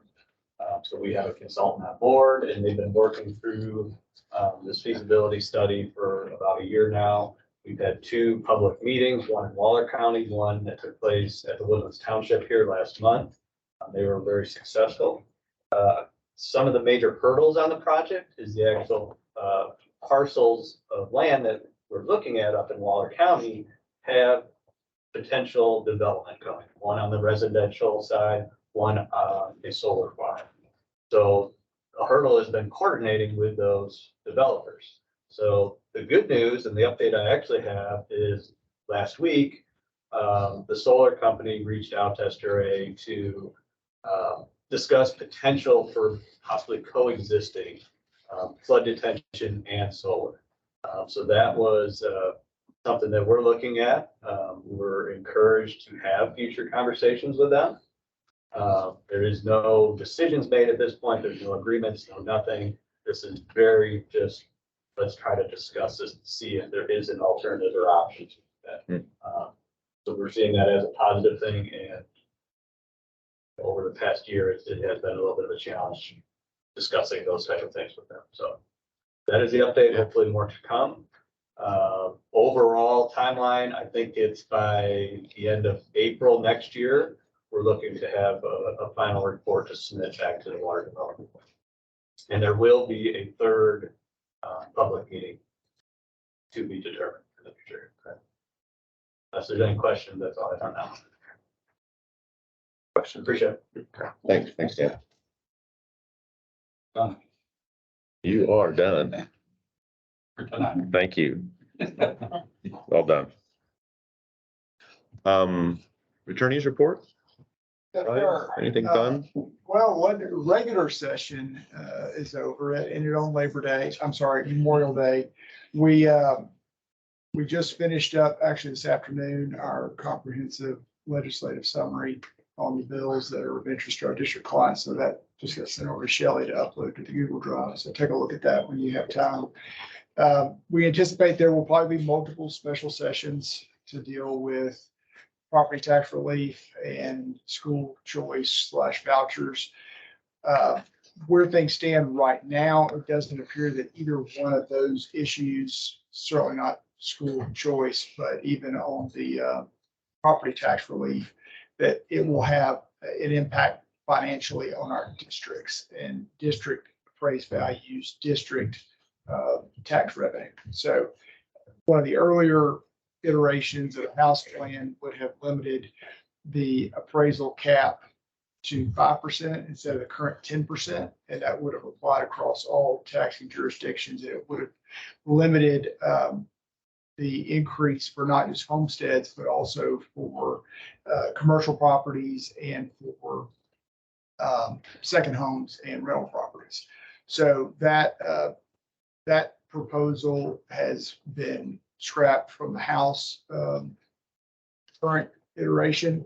Now it's really a battle between the House and the Senate over whether all of the funds that will be used from surplus that the state has will be used to what they're calling compression, lower the school district tax rate and have the state fund that gap from the lowering, or whether 30% of that, which is the Lieutenant Governor's current proposal, 30% of that surplus would be used to have a targeted $100,000 residential homestead exemption that is only applicable to school district taxes. So either one of those options wouldn't impact our districts, but until a bill is finally passed, you never know. So we're continuing to monitor that, but that's where things stand right now. If you're seeing some of the stuff in the press about the governor and lieutenant governor and the House, some of the bills that we talked about in prior meetings that we were tracking as usual, most of them did not pass. There's only about 15% passing rate every session, and that's what we hit this session. I think about 15.5% of the bills, not including the vetoes from the governor, which were high this time. Not including the vetoes, 15.5% passage rate. What we've called the MUD omnibus bill that we worked hard to shepherd through the legislative process did pass and did not get vetoed by the governor. So that was good. That that veto period expired at midnight on Sunday. And so we were closely watching to see if there was a bit of politics going on between the governor and the Senate and some of the House members about certain bills being vetoed, not because of the merits of the bill, but to apparently try to persuade some of the legislators to vote to get property tax reform passed in this initial special session. Didn't work.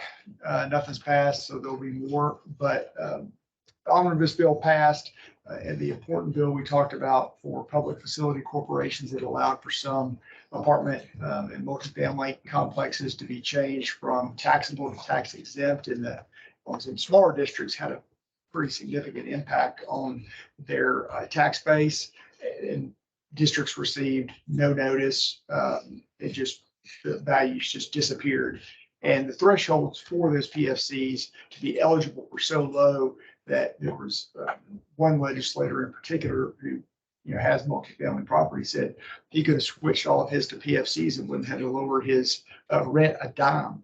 It just all the tax savings would have gone straight to the bottom line, which wasn't what was intended. So they really beefed up the requirements, and so on a go forward basis, taxing jurisdictions will have to approve those tax exempt projects or get a payment in lieu of taxes so that the districts are made whole.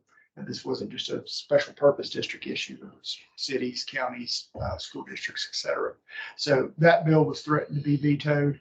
Thankfully, it was not. That would have been very disappointing. So we were happy to see that one passed the governor's veto deadline. So that's a thumbnail sketch. The summary will be on the Google Drive, like I said, for y'all to look at. If you have questions, let me know. Any questions? All right, good. Thank you.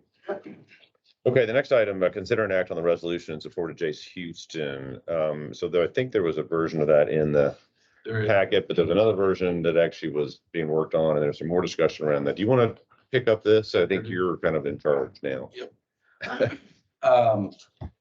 So you have a copy in your, I think it was handed out somewhere.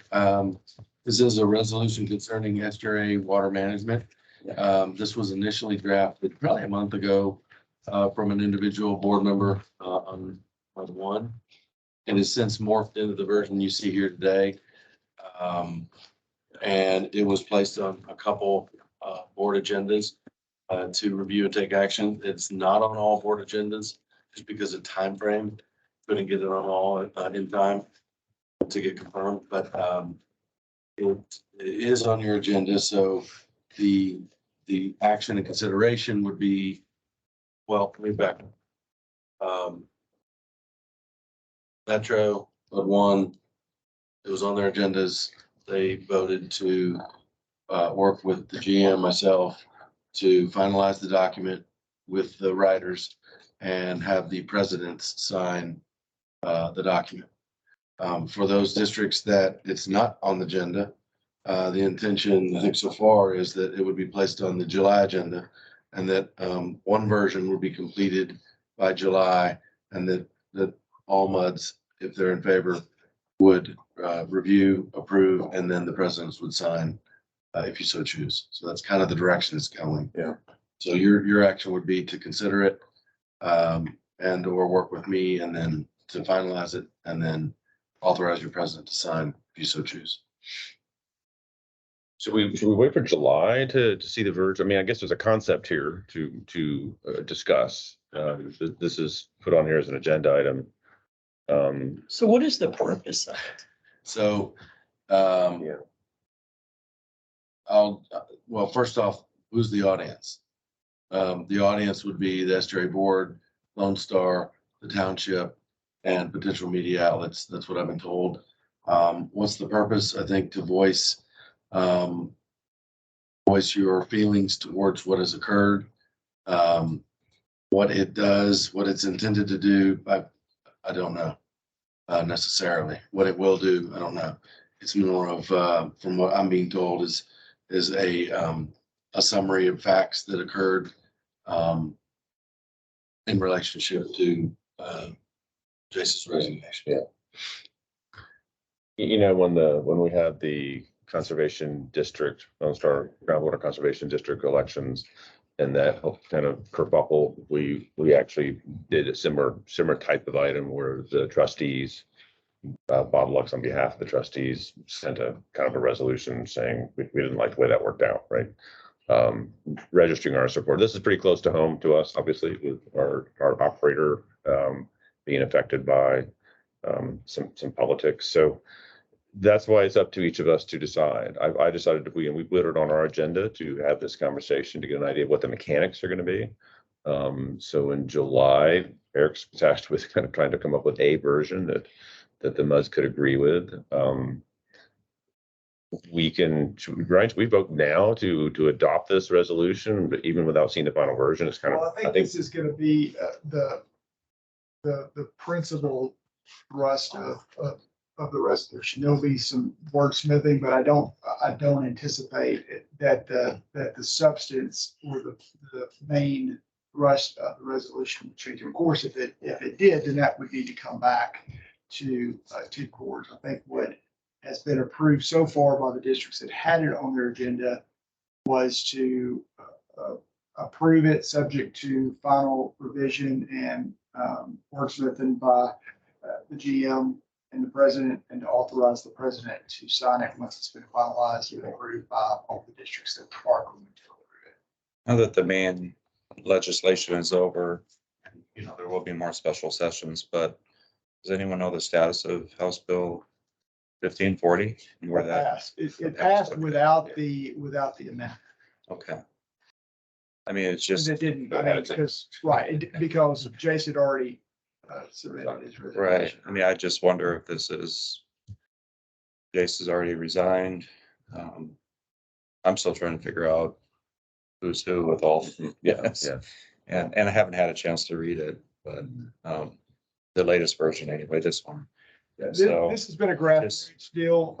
It hasn't been really proposed or pressed by staff. It's more been individuals, directors who felt strongly about the issue and wanted to press it forward. There was one director on lead one that was leading the effort on that and had asked for it to be raised to each of the board presidents to ask if they wanted it on their agendas. And some of the board presidents had an opportunity to get that request before the agendas went out. Some did not. So that's where it's coming from. And because some didn't, I mean, you still have a month, so you could defer it if you want. And fall in line with the others that are not gonna see it, I just wonder, like, it passed, Mr. Houston resigned. I mean, it's just so much. I just, Well, that's why we're discussing it. The language really yeah. doesn't have too much teeth in it anyway. I mean, it's like. Yeah. I was part of the, parties yeah. need to end. I mean, this is like a nice suggestion on anything. So we're signing something that's just kind of like, well, it's here, but it doesn't have any teeth that really change anything. Am I missing something here?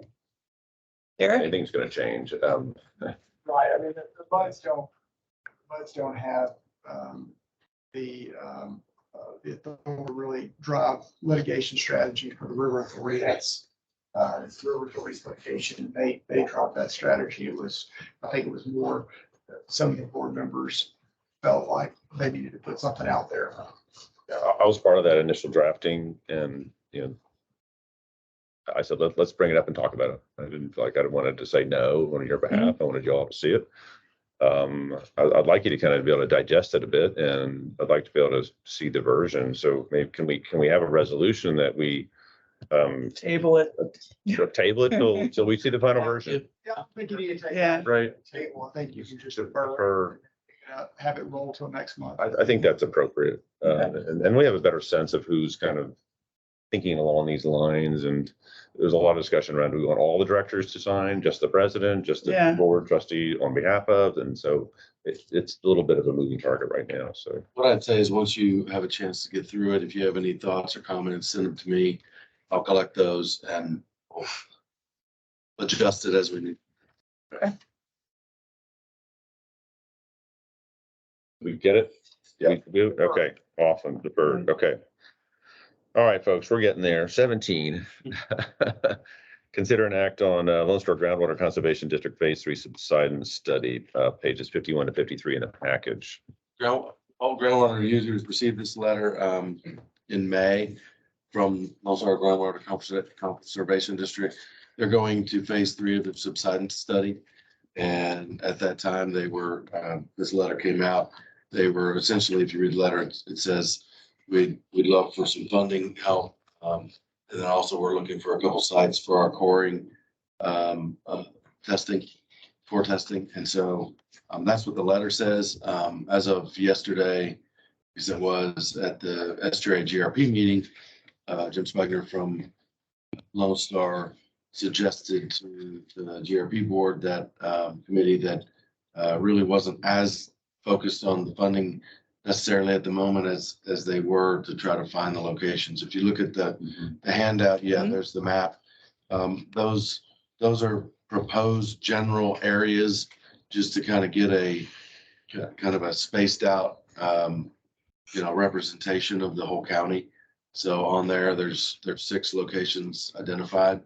I think they'd love to have the testing site in all 6, but they're trying to get whatever they can at this point. So no mention of how much, right? So that was a question of mine, like, well, would you have to contribute to an amount we don't know, right? So what are we really acting on? Are we acting on the concept? I can't act on something I don't know what it is. And I had a question about, it says, please reach out to us by June 13th to express initiatives that were beyond that date. So Are they putting like an RFP together to figure out what this is gonna cost, like per site? Well, I And think, if I'm not mistaken, was it at the previous GRP meeting where it was, Spugner discussed each of the sites cost $1 million or a couple million? $1 million each. but that's not in their letter here, No, correct. of their ask. Yeah. So it's just like we send Divided back like, among- hey, we're interested, but give us a hard quote.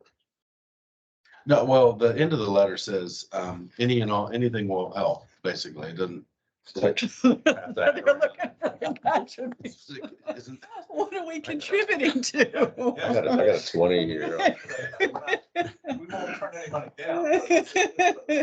Yeah, so. Oh, Yeah, no, that's really guys. take an action. I think everybody has expressed, or I say everybody, there's been comments that, this. is There's a need probably for it. Yeah, probably a need. But, Yeah, you bet. no action this time. That's what some of the others did. In the report, he also had 2 contributors. I think that's, well, I think he said that they had identified 2 sites already. And Ed said that he may have 2 sites to consider, and that was as far as it went, the discussion. He didn't indicate where they were necessarily.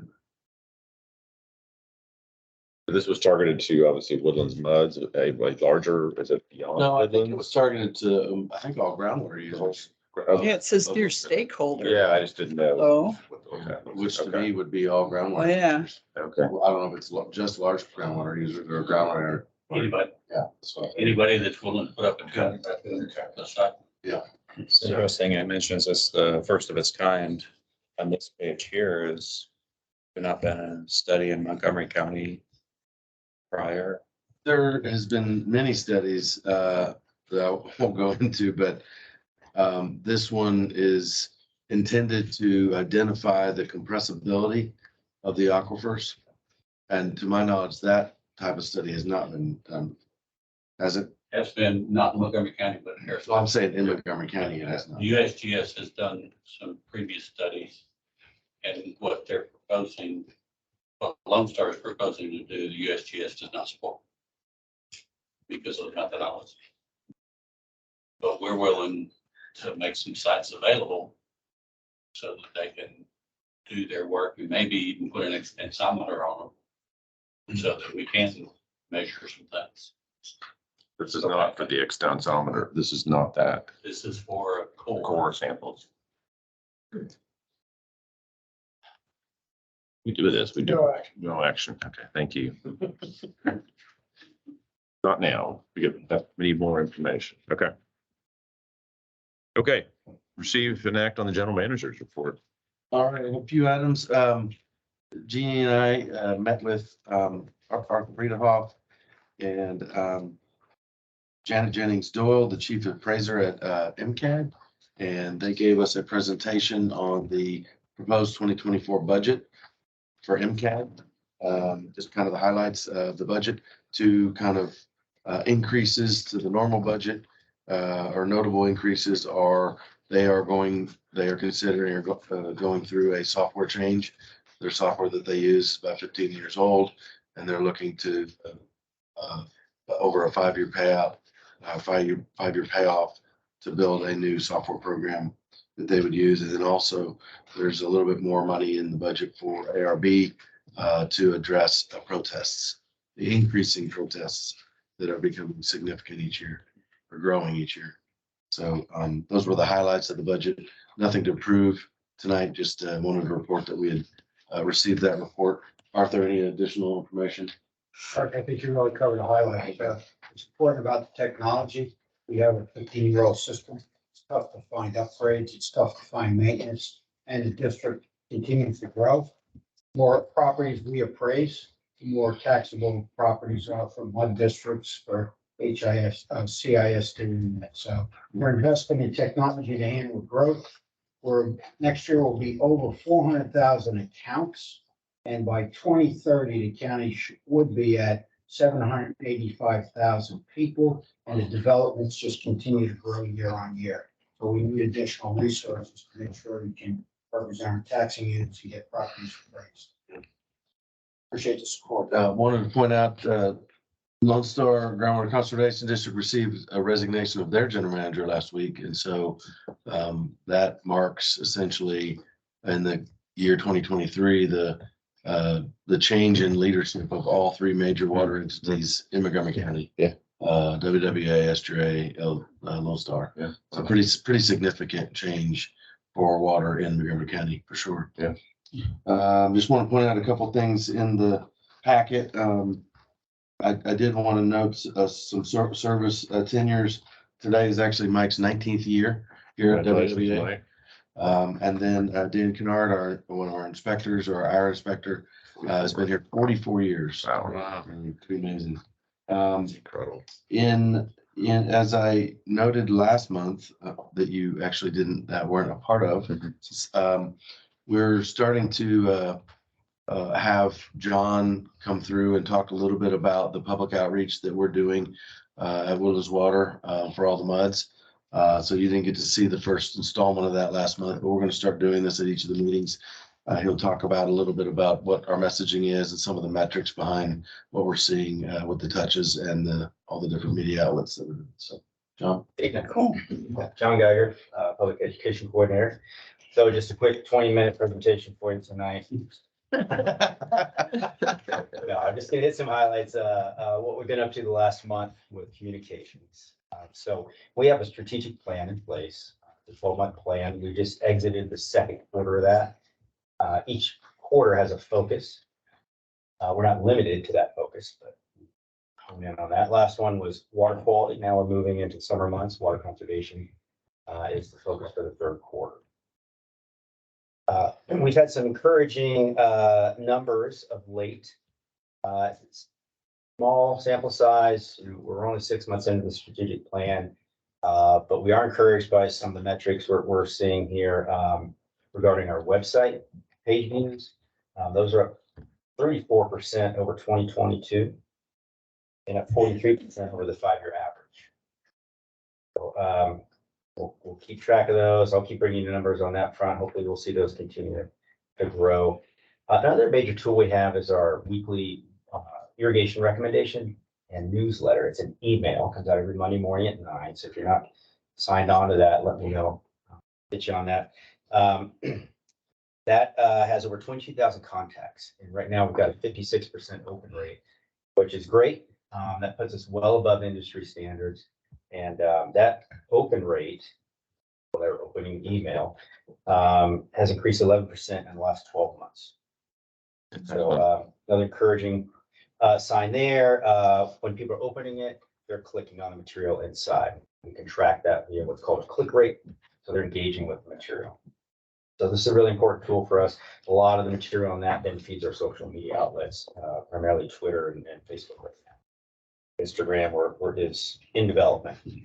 Our main marketing outlets at the current time, Community Impact, we have that in print and digital. Chronicle, that's digital. And then Woodlands Community Magazine, that's a big one for us. That goes to every household in the Woodlands every month, regardless. So we have a 2/3 page ad in that, and then we get an article each month as well. The current article for June is on CCRs. So it's running concurrent with our distribution of those to all customers. July, we had a conversation earlier here about water loss rate. That article will focus on the accomplishments there with our reduction in water loss. And then we'll have a water conservation piece coming up in August as well. Sorry, I should have said page 64. Is the report there. On 65, we've got some samples of some of our advertising communications there. On the bottom, you'll see some social media posts starting a series on infrastructure, right? Really trying to build appreciation for our infrastructure and needs to keep that in good shape. So looking towards the future with that endeavor. And on that same note, we are working with SRA right now on communications consultant. So those proposals were due last Friday. There were 5 that were submitted. We actually have those in hand now. Woodlands Water staff and Public Education Committee members will review those. We'll provide SRA all of our input on those proposals, be engaged in that process. And we hope to have somebody in hand hired by August, going to September. And they will help guide this infrastructure renewal communications initiative over the next 12+ months. Any questions? Yeah, on your advertising push, do you have any outreach that's going specifically to Spanish speaking people, since we've got a high percentage of Hispanics in this area? That we do not. That's a significant gap that we need to address. Yeah, I mean, just on the street where I live, I've got 4 houses where they speak 100% Spanish and nothing else.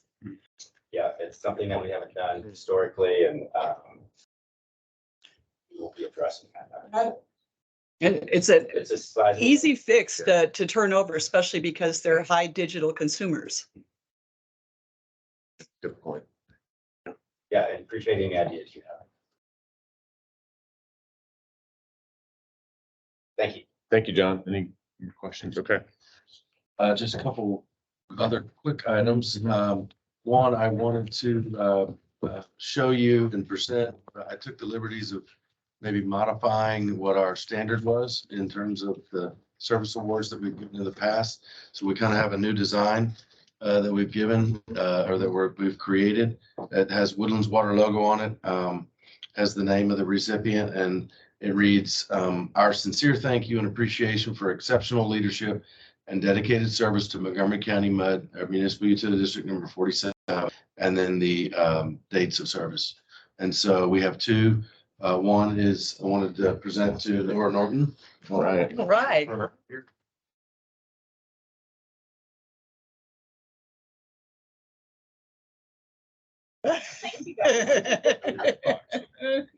Give the box, man. Yeah, take it home, you might drop it. You want the box. Thank you, Laura. Sure. And the other one, we did create one for Paul Brown, and we can, however you want to get it to his widow. We'd be happy to deliver it directly or invite her up, or if one of you all wants to present it, however you would like to do that. We're happy to help. Okay, perfect. Thank you for doing that. Appreciate it. Well done.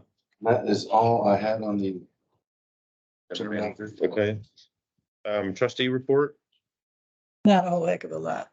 Okay. I attended the meeting. Everything was basically on the the asbestos cement lines and let's push that discussion. Big one was getting the MUDs to have discussion on putting together some sort of a small study going forward. So. The other big highlight was the trustees authorized myself to write a letter of accommodation for Chase Houston. So I am preparing that letter of accommodation to Jace. Our plan is to finalize it and to present it to the Estuary Board of Directors this Thursday at their board meeting, where I'll read the letter to them aloud. Great. Present it to them. I guess going forward, when you have more information on that Vertex one, I'd be interested in learning more about that too. That was tabled, I guess, at the trustees meeting, but when it does get forward, I'd really like to know more about that. Sure. Okay, good. Thanks. Thanks. Okay, any need to recess to close session? I don't think so. Good. And then reconvene from closed session. We don't kind of doing that. So any more comments from the public? I'd like to see information on the AC line. And then, of course, I've always come here with a strong opinion whenever LSGCD comes up. But, you know, LSGCD, I think they lowered their rates. And so they have less money and they can't pay for anything. Isn't that interesting that now they're coming and asking the rest of these parties for something that's their bailiwick? They should be doing this. At any rate, there are already core stations and proven that we're sinking, especially Southeast County. And I don't see them coming to the table with some money. So that's the thing. Anyway, appreciate y'all serving. Thank you. Thank you, Laura. Glad to have the time off. Back here, even though the good seats are far less Yeah, comfortable. but you're smiling. You look Hey, happy. free dinner. Good. Come on. That's good. Just anything for future agenda items that we have Right. here? I would like to think about putting together an insert where we recognize our two new directors and send that out to all of the people in MUD 47. Let them know we have two people, a little bit about them and. Okay. So know that's something that we do or something that we have our communications person do. Yeah, I think we'd probably go that route, but we can discuss on that next time. Excellent. Is it something that we could work with? You want to work with John? Yes, yes, absolutely. Send it That's out a to all of great our idea. people That's a great idea. because they like hearing from us. I will Yeah. know this. Yeah, yeah, yeah. Was that agenda item for next month? Yes. Anything else? Well, team, we did it. 2 hours and 7 minutes. Well done. Thank you, everyone.